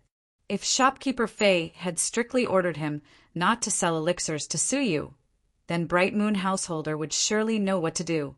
However, Bright Moon Householder's character wasn't worthy of praise, as he had intentionally mocked Suyu in order to please Shopkeeper Fei. Since Bright Moon Householder had already spoken up to this point, Suyu wouldn't ask for a rebuff, so he turned around and was about to leave. "Wait." Bright Moon Householder's expression became ice-cold. "Before you leave, you should first pay your debts. Su Yu was aware of this, as when he was flipping through the accounts a moment ago, he had discovered that there was a debt left behind. It was a debt of 100 crystals, and it had been delayed due to the fact that there wasn't a new shopkeeper. Su Yu took out 100 crystals from his sleeves. Since he had taken over the shopkeeper's position, he would surely pay off his debts. However, Bright Moon Householder just hid his hands in his sleeves and didn't intend to take them. He just sneered and asked, 100 crystals? Su Yu asked calmly, What? Isn't it 100 crystals on credit? Bright Moon Householder sneered coldly. It was 100 crystals in the past, but now it's 10,000 crystals. Guards! Walala! A group of servants came out of the house in a line. They were all powerful level 6 fairies. Su Yu's eyes flickered as he asked, What do you mean? Bright Moon Householder replied coldly, I don't mean anything. A year ago it was 100 crystals and now it's 10,000. If you don't pay it off today, then don't dream about leaving the Bright Moon house until you pay off your debts. It was obvious that he was cooperating with shopkeeper Fei, as the elixir store couldn't open for business until Su Yu returned. Moreover, if he didn't open for business for more than 5 days, he would be stripped of his shopkeeper's position. Su Yu raised his eyes and put away the crystals in his hand, while his gaze became ice cold. Even if Bright Moon Householder didn't want to sell elixirs to him, he still wouldn't make things difficult for him. After all, Su Yu wouldn't force people to do things against their will. However, it was a completely different matter if he was helping a tyrant to commit evil deeds. Have you really made up your mind? Su Yu asked calmly. Bright Moon Householder sneered. You are still pretending to be calm, even at such a time. I really admire you. Guards, tie him up. Chapter 856. Divine Seal, Haunted by Evil Spirits. At the last moment, he used some kind of secret technique to forcefully summon the divine seal ahead of time. A glittering golden seal flickered above his head. At the bottom of the seal was a sinister ghost face. Su Yu's expression changed slightly, and he cursed inwardly. He then held the little demoness and retreated quickly. At the same time, he waved his wrist, and the silk in his sleeve quickly cut off the top of his head. The incomparably hard ceiling of the cave was forcefully cut open. The starlight from the outside naturally shone into the cave, and the fresh air that had not been there for a long time blew in. Su Yu stamped on the ground with the tip of his foot, then soared into the sky along with the little demoness and left the underground world. But just as he left, an illusory ghost face rushed out of the cave. It was 100 feet in size. The ghost face opened its mouth and bit the two of them. This bite was not on the flesh, but on the soul. All of a sudden, Su Yu felt a heart-wrenching pain in his soul, as if it was about to be chewed to pieces by some invisible force. As for the little demon in his arms, he let out a blood-curdling scream. His entire body trembled as he clutched his head in pain. If nothing unexpected happened, their divine souls would be destroyed in the next moment. The Ghost Buddha's divine seal was actually a soul attack. This was something no one knew about. He hid it extremely well, using it as a trump card. Now that he was facing death, he finally let it out. At such a critical moment, Su Yu pushed the little demoness away. As the ghost face roared, it split into two.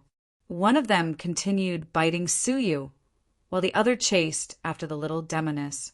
Su Yu's expression changed slightly, and he cursed inwardly. Soul flame. Su Yu's eyes flickered with a faint white light, while formless soul flame engulfed the ghost face, which was chasing after the little demoness. The ghost face's whole body was emitting green smoke, and he angrily roared as he turned around. He gave up on Su Yu and pounced at him once again. At this moment, the little devil had recovered a little from her injuries, and her vision was no longer blurred. Witnessing all of this, the little demoness felt as if she had been electrocuted, and her heart was deeply shaken. She was at a loss, puzzled, doubtful, and a warm current that she had never felt before surged in the depths of her heart. Why did you save me like this? The little devil pondered, feeling confused for the first time. He clearly did not know her. He clearly could have left her behind. He clearly could have let her attract the ghost face mask and run away. The unexplainable questions were like a ball of tangled up tightly in his heart. At this moment, Suyu, who was facing the ghost face's tearing, didn't seem to be in pain anymore. This was because the divine nine-dragon cauldron had been disturbed. Wisps of pure red liquid blended into Suyu's blood vessels and soothed the pain and injuries caused by his soul. No matter how the ghost faces tried to bite him, they couldn't harm Suyu in the slightest. Finally, a miserable scream sounded from within the cave. The ghost Buddha screamed as it was turned into ashes by the lightning beast from the inside out. At that moment, the ghostly face faded away. However, it did not disappear. Instead, it turned into a mark the size of a palm and sank into Suyu's chest. Suyu felt a burning sensation in his chest. When he lowered his head to take a look, his expression changed. The ghostly face had turned into a mark that was imprinted on his chest. From afar, it looked as if a ghostly face had drilled out from Suyu's chest. Suyu immediately used his vital energy in an attempt to force the ghost face out. However, the ghost face didn't budge at all. It was as if it was embedded in Suyu's chest. He tried to use his soul energy, but it was useless. After that, Suyu tried many times, but he could not do anything to the ghostly face. How is this possible? Suyu's expression changed several times. The owner of the ghostly face was already dead. So why did the ghostly face enter his body? Was this a great hidden danger? Suyu became restless. At this moment, the little demoness spoke weakly. It's a curse. The ghost Buddha's divine seal is a curse, and the stronger the master's resentment is, the stronger the curse will be. It will then reside in the body of the target of the resentment and slowly devour the target soul energy until the target soul is exhausted and he dies. Suyu's expression became gloomy when he heard this. It seemed like his soul was really weakening, but the divine nine-dragon cauldron didn't react at all. His heart sank. Whenever his soul suffered any harm, the divine nine-dragon cauldron would protect him. But now his soul was still weakening. The divine nine-dragon cauldron couldn't detect any danger, so it wouldn't take any action. As he thought of this, Suyu furrowed his brows. He had unexpectedly provoked such a troublesome existence. Is there a way to resolve it? Suyu asked gravely. The little demoness shook her head. Her eyes were filled with regret. She should have shared half of the curse's burden. Was there no way to resolve it? Unless your soul energy reaches a higher level than the ghost Buddha's, the curse will disappear on its own, the little demoness added. However, this was impossible. While the ghost face was devouring souls unceasingly, trying to raise one soul energy was just a pipe dream. Suyu's expression softened slightly. If this was the case, then the situation wouldn't be too bad. After all, he still had the heart-refining mortal dust liquid, and as long as he quickly produced a large amount of it, he should be able to offset his soul energy's loss. Moreover, if he didn't personally investigate whether there was a way to resolve the curse, how would he know for sure? Suyu went back to the basement to verify whether the ghost Buddha was really dead. It was only when he discovered that the ghost Buddha was just a pile of ashes, without even a soul left behind, that Suyu felt at ease. Otherwise, if he allowed such a dangerous enemy to roam freely in this world, he would sooner or later suffer a great disaster. When the lightning beast saw Suyu, it roared several times with hostility before it reluctantly went back into the 5-elemental, strong thunder seal. Suyu furrowed his brows slightly. Even after refining it for such a long time, the lightning beast still hasn't been completely tamed. It seems like the 5-elemental strong thunder seal needs to be refined further and evolve into a semi-manufactured fairy artifact. After he left the cave, Suyu pondered how he should send the little demoness to the Red Blood Palace's headquarters. If the headquarters people discovered him and followed him, then he would be in great trouble. However, when he went back to the ground, he didn't see the little demoness anywhere. His heart tightened slightly and he wondered, did the 3 murders gangs people capture her? However, he had just left for a moment, and he had been paying attention to any disturbances on the ground. So, how is it possible for someone to capture the little demoness without him noticing it? All of a sudden, Su noticed a scarlet pendant on the ground. It was the little demoness fire essence jade. Su grabbed it, and it was only now that he noticed that there was a sound transmitting jade pendant on it. Could it be an urgent message from the little demoness? Su immediately pressed it against his ear and listened to the message on it solemnly. You are a B** starred. You touched and hugged me, so I won't let you off. I will give you the fire essence jade, as I don't want to owe you for saving my life. Humph. Su smiled. It seemed like the little demoness hadn't been captured. When he assumed that the little demoness had finished speaking, the little demoness spoke once again. Humph. Moreover, I must inform you that I'm not a little girl, as I'm already 18 years old. Su was startled by this, and he couldn't help but wonder, what does she mean by this last sentence? He was aware that the little demoness had eaten a spiritual object by mistake when she was young, which caused her body to remain at the age of 10 years old. So, her age was really the same as Suyu's. Suyu couldn't understand this at all, so he shook his head and looked at the fire essence jade in his palm. This jade pendant was worth 1,000,000 crystals. This was the first time that he had ever received such a precious object, and the little demoness' value had exceeded his expectations once again. Since she had given it to him, Suyu wouldn't refuse it, so he put it away and went back to the elixir store. In a luxurious palace in the inner city, the little demoness was lying on a bed, and she was surrounded by beautiful maids. Moreover, all of them were at the divine master realm. They all wore respectful expressions and were treating her injuries carefully. They didn't dare to be careless in the slightest, as if the little demoness had a lofty status.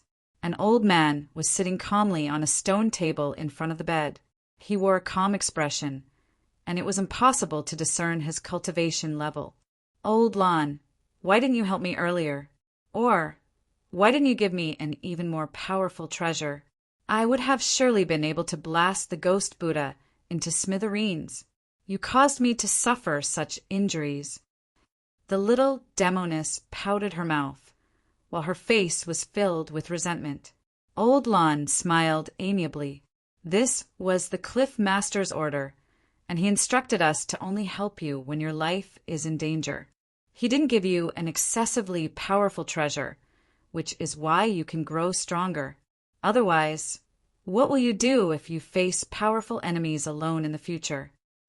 The little demoness bared her teeth and said fiercely, I'm already very powerful, as I can fight against a divine master at the level 9 fairy realm.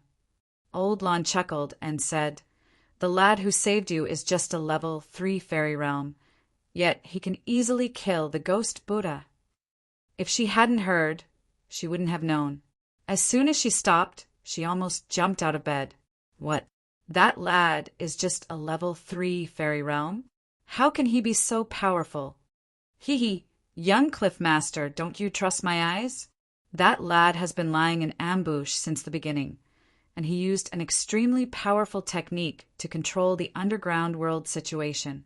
Your every move was under his control. Old Lan's eyes flickered as he spoke. The little demoness' eyes flickered, and she squinted. Are you saying that B** starred has been spying on me since the beginning? Did he save me on purpose in order to gain my favor? Her identity was quite special, so she couldn't rule out the possibility that opportunistic people like her would use such a technique. Old Lon muttered to himself irresolutely, then shook his head. No, based on my observations, his original intention was to rescue the trapped hostages, and saving you was just a matter of convenience. Otherwise, such a scheming person would have already been killed by the young Cliff Master. Why would he still be alive?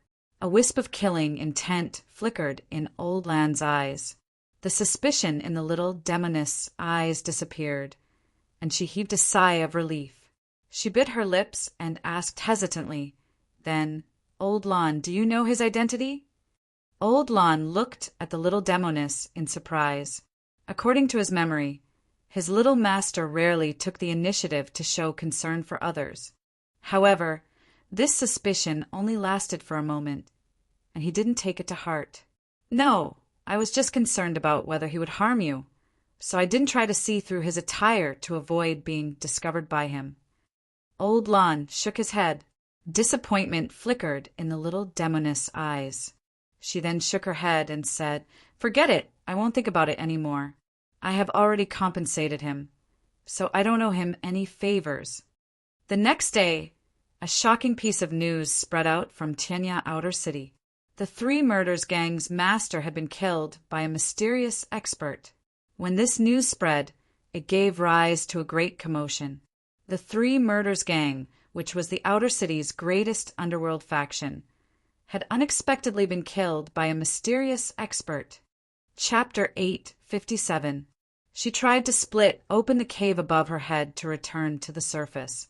However, after splitting it open, he discovered that he had entered a new cave, and the higher he drilled, the harder the soil became. Even when he reached the top of the cave, the lower-grade spirit weapon in his hand was unable to break the soil. With a slash of the sword, the spiritual weapon actually left a shallow mark, and the cavern ceiling did not move at all. There's a formation at the top of the cave. The little demoness quickly discovered the reason, and she couldn't help but get angry. How hateful! I didn't expect that the ghost Buddha would be so cautious. It's no wonder that no one could break into the Three Murders Gang's headquarters. If it was so easy to destroy the top layer of the cave, why would they need to go through so much trouble when the various forces besieged them? He just needed to break open the ground. The ghost Buddha had meticulously designed a large area of the Three Murders Gang, which was the center of the Three Murders Gang, was covered with a spell formation. Thus, external forces would not be able to dig through the underground cave. This was the only way to ensure the safety of the cave. It could be said that the little devil had become a mouse in a cage, trapped in the underground world, unable to escape. The little demoness was vexed. Humph! I don't believe that I can't get out of here. 2 hours later, at the end of a certain cave was a wall. The little devil was panting, and her eyes were filled with impatience. What's going on? After walking for so long, why is it a dead end again? She had already walked through 10 caves, but all of them were dead ends like the one in front of her. That's because only 2 out of 100 caves can leave. Little girl, you have nowhere else to go. A sneer suddenly sounded from behind her. The little fiend was startled. When she looked back, her pupils shrank. A half-ghost, half-Buddha figure stood coldly 1,000 feet away. How did you catch up? The little devil asked in surprise. The ghost Buddha sneered and said, This underground is my world. Isn't it easy for me to find you? The little demon gritted her teeth. Who's afraid of you? With that said, the little devil took out a shield and a small black sword. At the same time, she took out a small black sword from her bosom. The ghost Buddha sneered, Is that all you can do? Shwa. The ghost Buddha left a trail of afterimages as it bombarded the little demoness shield before she was ready. Bang! The little demon was smashed into the wall along with its shield. The violent impact caused the little demon's internal organs to tremble, and she couldn't help but vomit a mouthful of blood. She was no match for him at all. Rolling her eyes, she casually grabbed a handful of talismans. Roughly counting, there were more than 100 of them, and all of them were extremely powerful talismans. Any one of them would be worth more than tens of thousands of crystal stones in the market. Each one could threaten the life of a god lord. Even the ghost Buddha was startled when she took out so many treasures in one go. He was about to continue attacking, but he suddenly stopped and quickly retreated. He shouted anxiously, Who are you? Even the Tianya auction house's core members don't have so many talismans, do they? Humph! I will blow you up, you old bastard." The little demoness waved her hand, and a large number of talismans shot toward the ghost Buddha like snowflakes. Even the ghost Buddha did not dare to forcefully break through the talismans that were so densely packed together. As he retreated, he gathered the two divine lights of the ghost and Buddha to envelop his body. Boom, boom! All of a sudden, earth-shattering rumbles echoed, and they seemed like layers upon layers of tsunamis that surged toward him. Even the ghost Buddha, who possessed magical abilities, was forced to retreat by the explosions, and the divine light on the surface of his body fluctuated unceasingly. However, it couldn't be denied that the ghost Buddha was extraordinarily powerful, and no matter how densely packed the talismans were, the explosion's impact couldn't injure him in the slightest. When the last rumbling sound dissipated, the ghost Buddha's gaze became ice cold, and it was filled with shame and anger. However, when the smoke and dust from the explosion dissipated, there was no one at the end of the cave. The ghost Buddha's eyes narrowed, and he suddenly attacked. The two divine lights of the ghost and Buddha turned into two sharp arrows that shot toward the void, which was 30 feet away from him. Ah! A tender cry of pain echoed out, and the void swayed.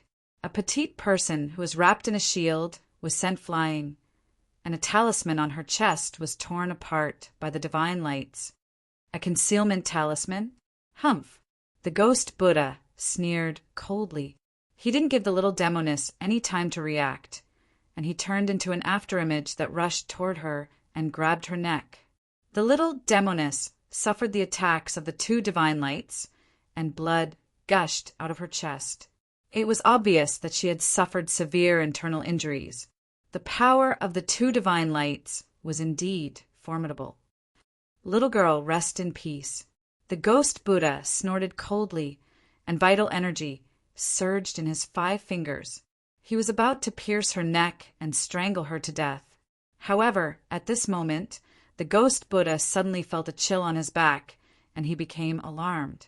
This feeling of extreme danger was something that the little demoness didn't feel even when she threw out more than 100 talismans.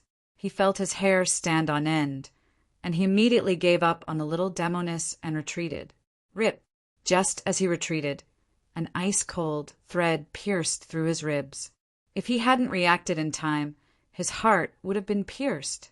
However, the thread that pierced through his body swept across his ribs, and it forcefully cut through his ribs. Then it swept toward his heart. Along the way, all of his internal organs were cut into pieces. His extremely strong body, which he was so proud of, was like a piece of tofu in front of this thread. The ghost Buddha's face turned pale with fright.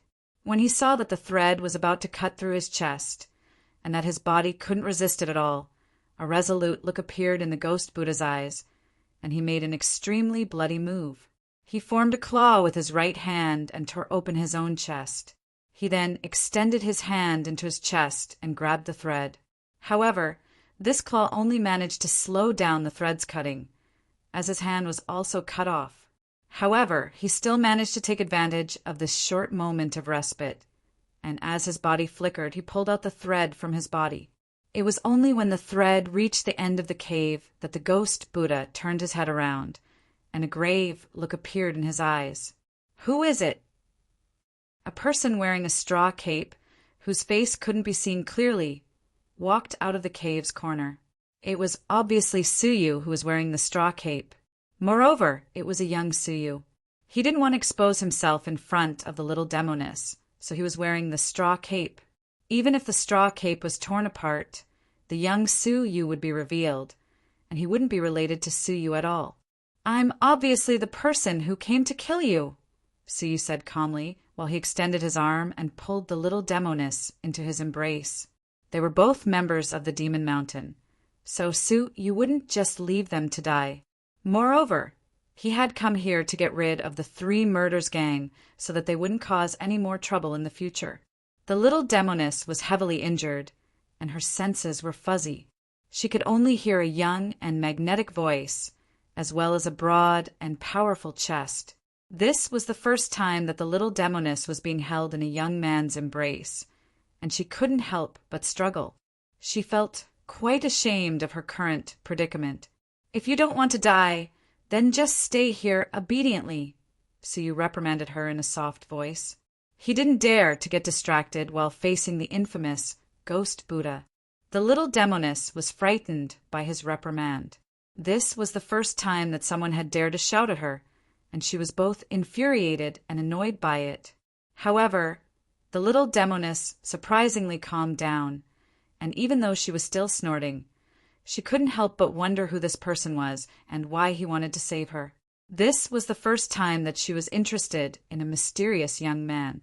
The Ghost Buddha became quite grave, and he asked coldly, "Sir, are you a member of the Chenya Auction House or the Red Blood Palace?"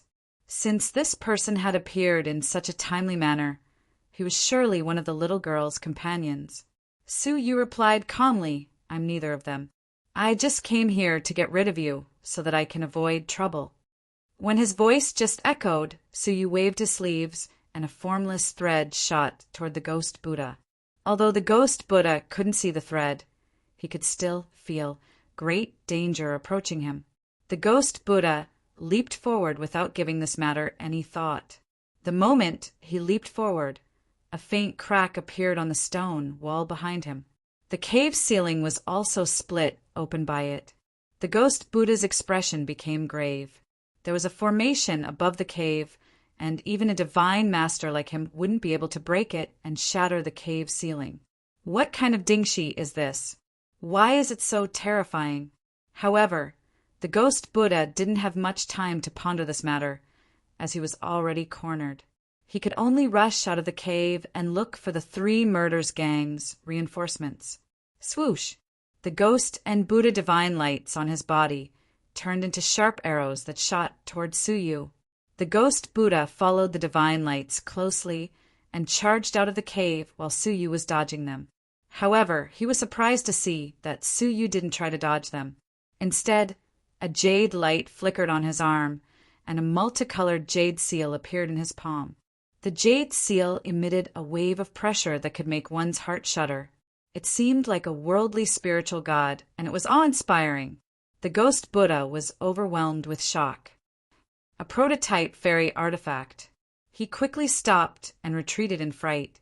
When he reached the end of the cave, he said in fright, "Your Excellency, we can discuss this matter. I'm willing to pay any compensation you want." The Ghost Buddha begged for mercy at the moment of his death. Suyu replied calmly, "Do you still want to play the same trick? Do you want to stall for time so that you can use your divine seal? It's a pity that I'm not this little girl." At that time, the little demoness had been too careless and wasted a lot of time, which gave the Ghost Buddha enough time to use his Ghost Buddha's constitution. Suyu had experienced many battles along the way, so he naturally understood that one must cut the grass quickly. 5 elemental strong thunder seal. As Suyu imbued his vital energy into it, a loud roar echoed from it. Then a ferocious beast, whose whole body was flickering with lightning, appeared while roaring. After it came out, it glared at Suyu fiercely. It was filled with killing intent, and it seemed like it would betray him at any moment. However, it still obeyed Suyu's order and turned its head to look at the Ghost Buddha with a disdainful gaze. As it roared in a low voice, the lightning beast turned into a bolt of lightning and teleported in front of the Ghost Buddha's chest. Its speed was too quick, and the Ghost Buddha didn't even have time to react before its body was penetrated. At this moment, the Ghost Buddha was weaving hand signs, which were used to summon the divine seal. If he had waited any longer, the divine seal would have appeared. His magical abilities were already so powerful, so his divine seal would probably be even more powerful. The Ghost Buddha screamed miserably as he was engulfed by lightning from the inside out. Many cracks, which were filled with lightning, started to spread on his body. The Ghost Buddha, who had killed countless divine masters, had now fallen into a mysterious person's hands. Resentment and anger welled up in the Ghost Buddha's heart. Chapter 858. Regret? Sizzle. You are the one who should regret it. You offended great shopkeeper Fei, yet you still want to stay in Tianya City? Attack! Treat our great shopkeeper Su well. Bright Moon Householder hid his hands in his sleeves as he watched the show. The servants didn't hesitate any longer, and they all attacked Suyu. Suyu's gaze became ice cold. He had already said all that he could, and since they wanted to harm him, he didn't have any reason to be merciful. As Suyu revolved his vital energy, the air around him started revolving crazily at a shocking speed and was compressed around him. Under the intense pressure, the air was compressed into a pitch-black ribbon, emitting a powerful pressure. Buddhist Saints 8 characters. Suyu waved his hand, and the pitch-black ribbon started twisting and engulfing the surroundings. The servants who were attacking him were all fairies, and their cultivation was between level 5 and level 7 fairies. Although they were strong, they weren't as strong as the Buddhist Saints 8 characters.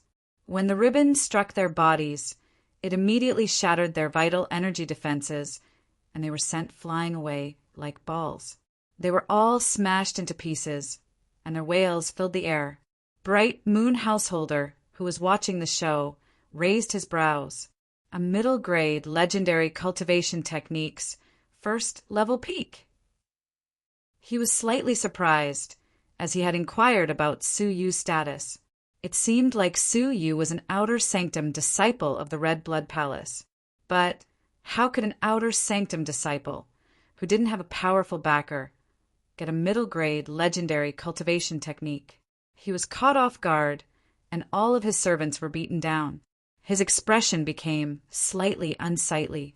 Regardless of everything, he was still a respected person in Tianya City, and even Lu Qi, who is known as the 18 Blessed and Heavenly Land's greatest beauty, had come here to ask him for help. Thus, he couldn't allow anyone to tarnish his reputation. He definitely couldn't tolerate the fact that his servants were injured by an outsider in front of his own house. Humph! How dare you behave atrociously in front of my house? Bright Moon Householder snorted coldly as a shocking spiritual pressure surged out of him. The injured servants in the vicinity were in great pain due to this aura. Suyu's body flickered as he flew backward. His pupils became grave as he thought to himself, an almighty divine master? He didn't expect that Bright Moon Householder was a hidden almighty divine master. As he thought about it, he realized that it was reasonable, as he was one of the Elixir Alliance's 3 great partners. After all, he wasn't an ordinary martial artist. Otherwise, he would have been killed long ago in Tianya City. Was he going to attack a divine master in front of everyone? As Suyu surveyed his surroundings, he slightly furrowed his brows. This place belonged to the bustling inner city, and there were many people coming and going. As such, the commotion caused by the fight just now had attracted many people's attention. If he fought against Bright Moon Householder in front of so many people, it would be difficult for him to avoid exposing his true power, and this was something that Suyu didn't want to happen. Humph! Bright Moon Householder's whole body emitted a powerful aura. His gaze became sharp, and he was about to attack. However, right at that moment, 2 figures emerged from the darkness like ghosts. One was in front of the other, and the other was behind him, protecting Suyu. Both of them exuded the aura of a divine master, which startled the onlookers. Who is that old man? Why does it seem like he has 2 divine master experts protecting him? For a moment, the crowd discussed spiritedly and were surprised. Bright Moon Householder was also startled, and as he swept his gaze over the 2 people's clothes, he was slightly surprised. The Red Blood Palace's auction house. Both of them had the words Red Blood Palace Auction House on their chests. They were a man and a woman, both middle-aged. The woman was cold, while the man was calm. Since you are aware of it, then just leave. The man stood in front of Suyu and berated him. The woman's expression was ice cold. If you want to fight him, then I don't mind exchanging blows with you. Bright Moon Householder's heart sank, and he was quite surprised. Great shopkeeper Fei had informed him that Suyu was just a lowly shopkeeper, So how could he be protected by two divine masters from the Red Blood Palace's auction house? Bright Moon Householder was confident that he could deal with one of them, but he couldn't fight both of them at the same time. Do you really want to oppose my Bright Moon House? Bright Moon Householder asked in a deep voice. He was backed by the Elixir Alliance, and he was acquainted with many of its alchemists. Hence, he wasn't afraid of the Red Blood Palace's auction house. The man's gaze became ice-cold. If you really want to give it a try, then let me experience Bright Moon Householder's might first. His unspoken implication was that Bright Moon Householder only dared to attack a junior like Suyu. Bright Moon Householder was infuriated, but since it had already come to this, he had no choice but to drop the matter. He then turned his gaze towards Suyu and said coldly, "Consider yourself lucky, but you won't be so lucky next time." He didn't believe that the two almighty divine masters would protect Suyu all the time, and there must be some reason that he didn't know about. Hence, he must look for great shopkeeper Fei and discuss this matter again. "I'm looking forward to the next time we run into each other," Suyu said calmly. In fact, the one who was really lucky was Bright Moon Householder. Otherwise, the evil god would have had another great meal for him today. Bright Moon Householder didn't know that the arrival of the two divine masters had saved him from a terrifying fate, and he assumed that Suyu was relying on the two almighty divine masters to threaten him. So he couldn't help but say mockingly, "You are just boasting behind people's backs. Hee hee, it seems like you are only capable of this much. Lad, don't get happy so soon, as I can assure you that none of the Elixir Alliance's partners will dare to sell you elixirs. You can either go around buying elixirs at a high price, or you can just get lost from Tinya City." Great shopkeeper Fei was a man of his word, and he had even threatened Suyu on the spot, saying that if Suyu left, he wouldn't be able to stay in Tinya City any longer. Suyu wasn't too worried about this, as even if no one sold him elixirs, he could still make them himself. After all, Suyu was a middle-stage alchemist, and he could easily make third-grade spirit elixirs. Even though it would be troublesome for him to make elixirs himself, if he couldn't find a supply, he could only make them himself. In the worst-case scenario, he could just ask the small Kylan to help him. With their alchemy skills, they should be able to make a large number of ordinary elixirs that were below spirit elixirs. However, it would be a waste of time for them to do so. This was why it was better for Suyu to have a supply, as it would only cause him more trouble if he didn't have a supply, and it wouldn't cause him to lose his footing in Tinya City. "As you wish." Suyu didn't care about this matter, and he turned his head around to reveal a faint smile at the two almighty divine masters. "Seniors, many thanks for your help." Suyu was aware of their objective, and he knew that they were most likely sent by the Red Blood Palace to protect him. After all, Suyu was the only person who could contact the expert who could make the heart-refining mortal dust liquid. And if Suyu died, then everything would be over. Although it was good to be protected by them, it would also bring him many troubles. With them here, Suyu wouldn't be able to openly go to the Purple Flame Mountain to make elixirs. It seemed like he would have to find a way to change the way he made elixirs. Humph. I really want to see how long you can be arrogant if no one sells elixirs to you. Don't come and beg me then. Bright Moon Householder snorted coldly, then turned around and went back to his house. Suyu and the others also prepared to leave. However, it was at this moment that an old man wearing a white robe flew over from the horizon. His skin was completely red, and he gave off a strange vibe. When he neared him, Suyu discovered, to his surprise, that his whole body was emitting a high temperature. It was as if there was a furnace hidden within the old man's body. Bright Moon Householder, who was about to enter his house, couldn't help but turn his head around. When he saw the old man, his expression changed drastically, and his gloomy expression was replaced by surprise and respect.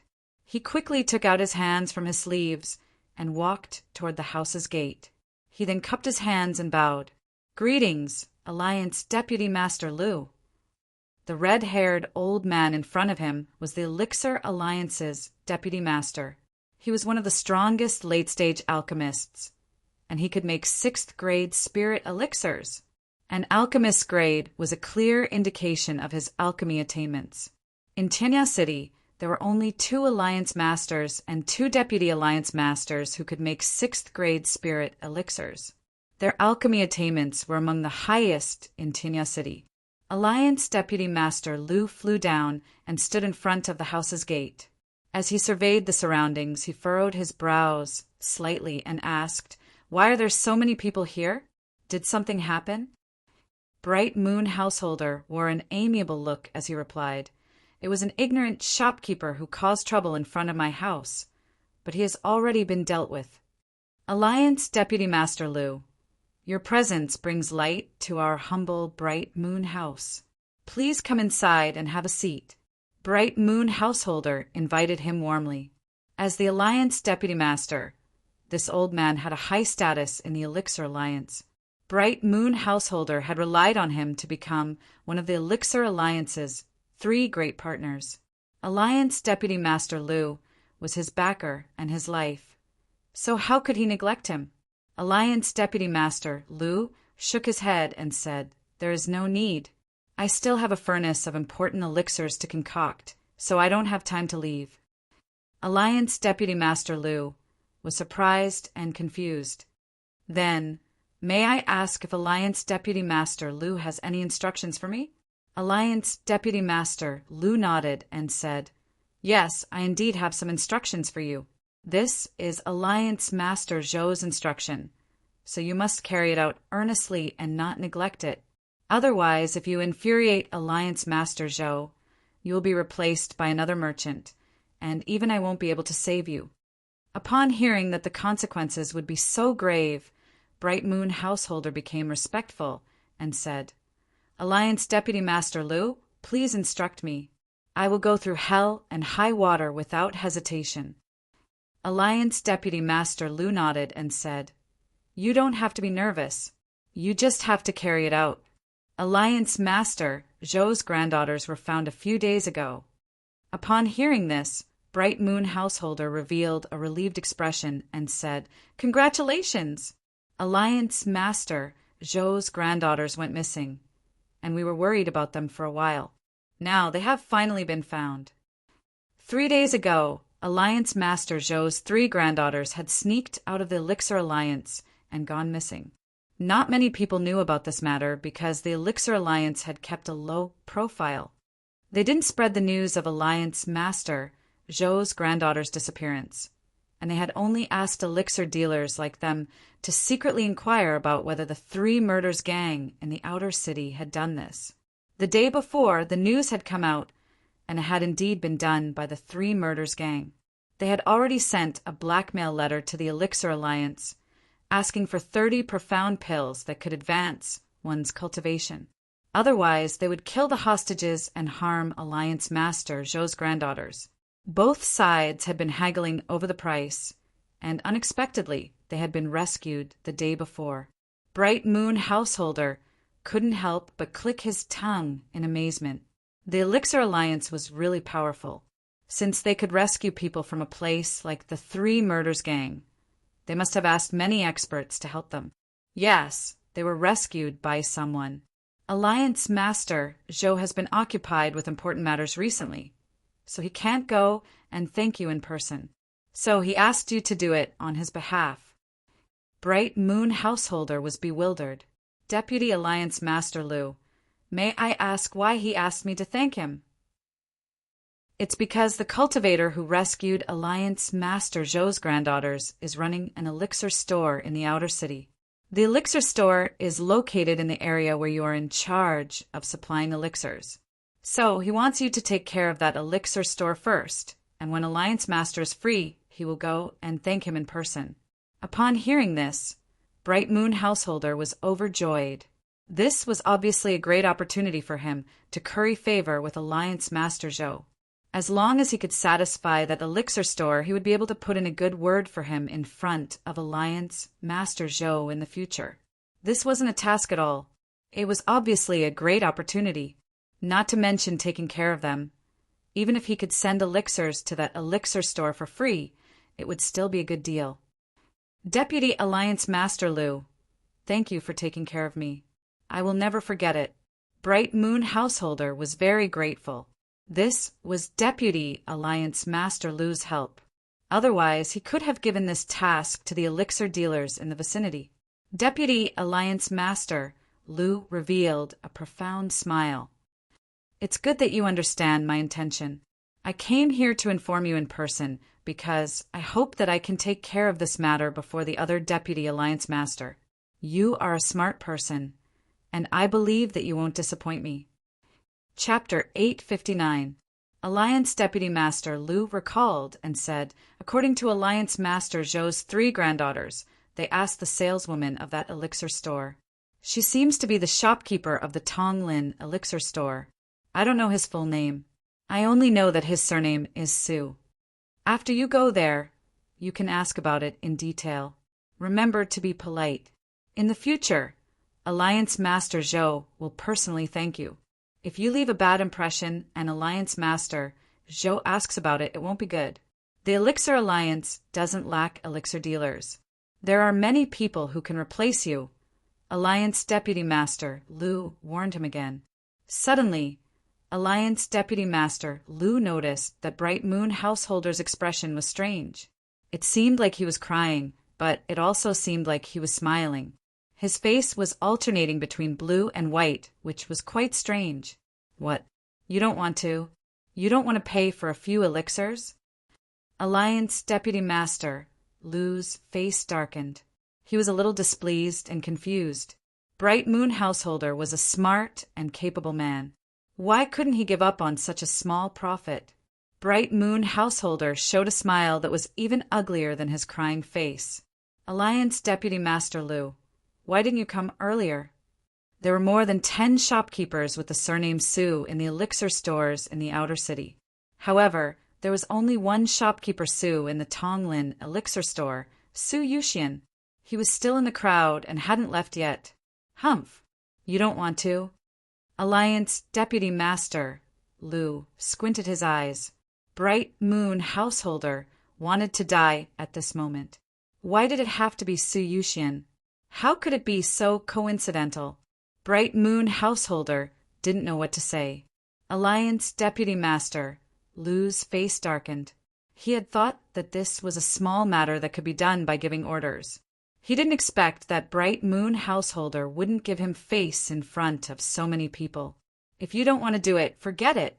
I have plenty of people to find. Alliance Deputy Master Lu was thoroughly angry. It was difficult to find alchemists, but it was easier to find elixir dealers. The reason why Bright Moon Householder could become one of the 3 great elixir dealers was that he had relied on his connections to get elixirs from the Elixir Alliance. Of course, Alliance Deputy Master Lu could also get a commission. If he wanted to replace him, it would be easy for him. However, he didn't want to be too troublesome and didn't want to change people frequently. Since Bright Moon Householder didn't know how to appreciate his kindness and offended him, he decided to meet the 4th-ranked elixir seller and ask him to take over Bright Moon Householder's position. He wouldn't suffer any loss. With that, Vice Alliance Master Lu flicked his sleeves and left. Bright Moon Householder looked as if he had lost his parents, and he said hurriedly, "Wait! It's not that I don't want to, but I can't." He had said the same thing to Suyu before, but at that time he had said it in a sarcastic tone. Now he was wearing a long face. Vice Alliance Master Lu frowned. "Speak clearly." He also felt that Bright Moon Householder was behaving strangely today, and he felt that something was not quite right. Since things had already come to this, Bright Moon Householder had no choice but to tell him everything. When he found out that he had just chased Suyu away, he couldn't help but be stunned. What kind of coincidence is this? Bright Moon Householder gave a brief account of what had happened. However, he still covered up his ugly face, and when Vice Alliance Master Lu heard it, it seemed like Suyu was just making trouble for no reason. However, Vice Alliance Master Lu was a shrewd old man, and he had experienced many worldly affairs. So, how could he not discern the flaws in Bright Moon Householder's words? he said coldly. A low-grade elixir store's shopkeeper came to bully a supplier's servant for no reason. Humph! Bright Moon, do you think that I'm muddle-headed? It seems to me like you just wanted to curry favor with Faye, so you took the initiative to make things difficult for him. Vice Alliance Master Lou's words hit the nail on the head, and he had already guessed most of what had happened. Bright Moon Householder's face turned pale, and he didn't reply. He was now filled with remorse. If he had just followed Great Shopkeeper Faye's instructions and didn't supply any elixirs, he could have just found a random reason to refuse Suyu's request. But he had done something superfluous and offended Suyu many times. In the end, he even wanted to teach Suyu a lesson, which provoked his 2 divine master guards to attack him. So, how could he salvage the situation? I don't care about your grudges with him, but if you implicate me, then you don't need to come to the Elixir Alliance to look for me in the future, Vice Alliance Master Lu said coldly. His unspoken implication was that he wanted Bright Moon Householder to deal with this matter by himself. If he could resolve the conflict between the 2 sides, Vice Alliance Master Lu wouldn't meddle in this matter any longer. But if he couldn't resolve this matter, then he would have to replace Bright Moon Householder in advance to prevent Suyu from speaking ill of Bright Moon Householder in front of Alliance Master Zhou. Upon hearing this, Bright Moon Householder's whole body shivered, and he didn't dare to blame anyone else. Yes, I will immediately go and apologize to you, Bright Moon Householder said hurriedly. However, an apathetic voice transmitted from the crowd. Lord Bright Moon, you don't need to trouble me, as I don't want to beg you to give me elixirs. So, you should just keep them for yourself. A moment ago, Bright Moon Householder had mocked Suyu, telling him not to beg him to sell him elixirs when he couldn't hold on any longer. When Vice Alliance Master Lu arrived, Suyu still hadn't walked far, and he heard their conversation clearly. He was quite surprised by this, as he couldn't believe that the Elixir Alliance's Alliance Master, Zhou's 3 granddaughters, were among the several young girls who were saved by Yingwan. This matter was quite unexpected. As for Bright Moon Householder, Suyu didn't want to pay any attention to such a person. If Bright Moon Householder refused to supply Suyu because of Great Shopkeeper Faye's threat, Suyu would understand him, and he wouldn't make things difficult for him. However, what was laughable was that Bright Moon Householder still wanted to act like a loyal hound and teach Suyu a lesson on Great Shopkeeper Faye's behalf. After all, Suyu didn't want to pay attention to such a disgusting person who flattered him. Even if Bright Moon Householder gave him elixirs for free, Suyu would still feel uncomfortable about it, and he surely didn't want to have any relations with such a person. Bright Moon Householder's face turned pale, and a pleading look appeared in his eyes. He cupped his fists at Suyu and said, Shopkeeper Su, please spare me. I had eyes, but I didn't recognize you, so please don't take this matter to heart. His unspoken implication was that he was begging Suyu to accept the elixirs. Bright Moon Householder's words had come true, but he was the one who was begging Suyu to accept the elixirs, and it wasn't Suyu who was begging him for them. Lord Bright Moon, I don't dare to curry favor with you. Farewell. Suyu turned around and left while being escorted by 2 almighty divine masters. Alliance Deputy Master Lu, who witnessed all of this, was astonished. The shopkeeper, who had saved Alliance Master Zhou's 3 granddaughters, was among the crowd. Upon witnessing their conflict, Alliance Deputy Master Lu's expression became ice cold. Bright Moon Householder, you don't need to come to the Elixir Alliance to look for me in the future. You should look for someone else. He raised his voice on purpose so that everyone could hear him, including Suyu. He wanted to sever all relations with Bright Moon Householder. After he spoke, Alliance Deputy Master Lu flicked his sleeves and left, leaving Bright Moon Householder, who had lost all of his face. On this day, everyone knew that the famous elixir dealer, Bright Moon Householder, had been stripped of his qualifications. Even though he was acquainted with other alchemists in the Elixir Alliance, which alchemist would dare to go against a deputy master and continue befriending him? His elixir dealer career had come to an end here. If he could choose to start all over again, he wouldn't have done such a thing. But it was a pity that he didn't have a second chance. After Su Yu went back to the Tonglin elixir store, he said to the two almighty divine masters behind him, "Seniors, many thanks."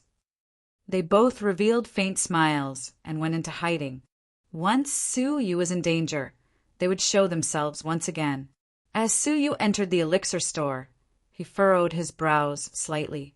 How can I refine the heart-refining mortal dust liquid while being monitored by two almighty divine masters?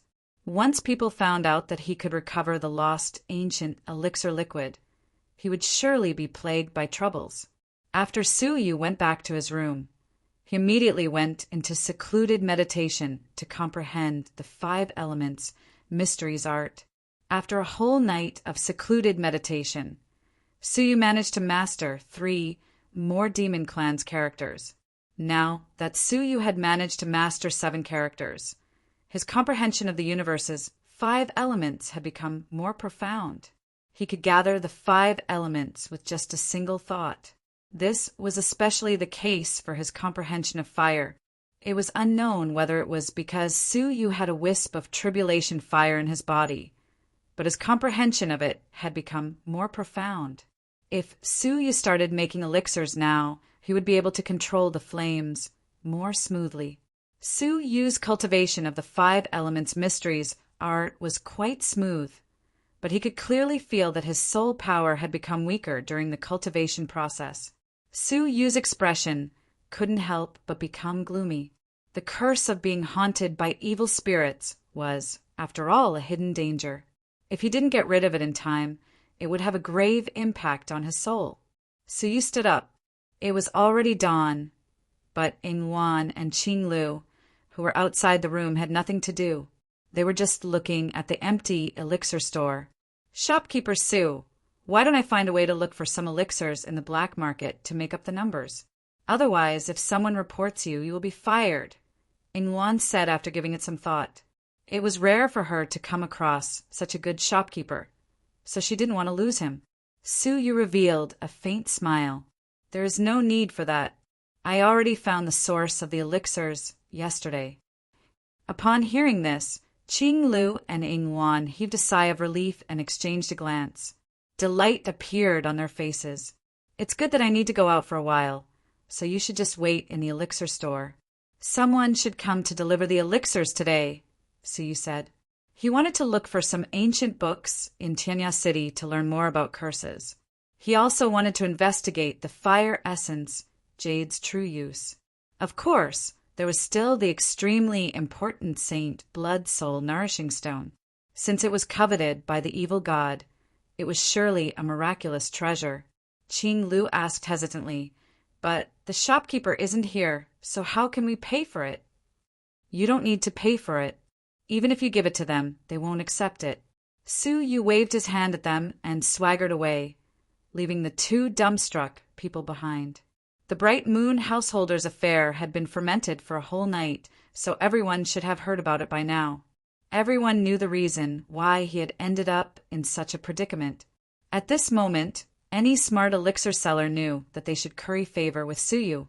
As long as Su Yu could put in a good word for him in front of the future Alliance Master Zhou, they would get more benefits than just a few free elixirs. The smart elixir sellers surely wouldn't miss out on such a good deal. After Su Yu left the elixir store, he went to Tianya City's largest ancient bookstore.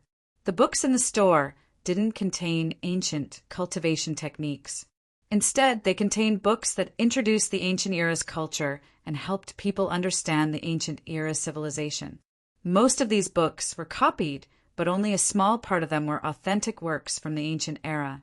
Therefore, there would always be many people who would choose to come here to read the authentic ancient books from the ancient times, hoping to discover hidden ancient cultivation techniques and the like. Unfortunately, all of them returned empty-handed. Since these authentic ancient books could be openly displayed in the shop, it meant that the owner of the bookstore had already read them thousands of times. If there were really secrets, would it be the turn of an outsider? Sue, you went to the largest ancient bookstore in Tianya City, where he was looking for all kinds of ancient books. What he wanted to know about the curse, the fire essence jade, and the sacred blood soul nourishing stone could be found here. However, before he entered the bookstore, he saw a petite figure crawling in and out of the bookstore. She seemed to be looking for something. Little Demonis? Sue, you clicked his tongue. Why did I run into this two-faced, lowly again? She actually calmed down to look for ancient books instead of plotting to trick people?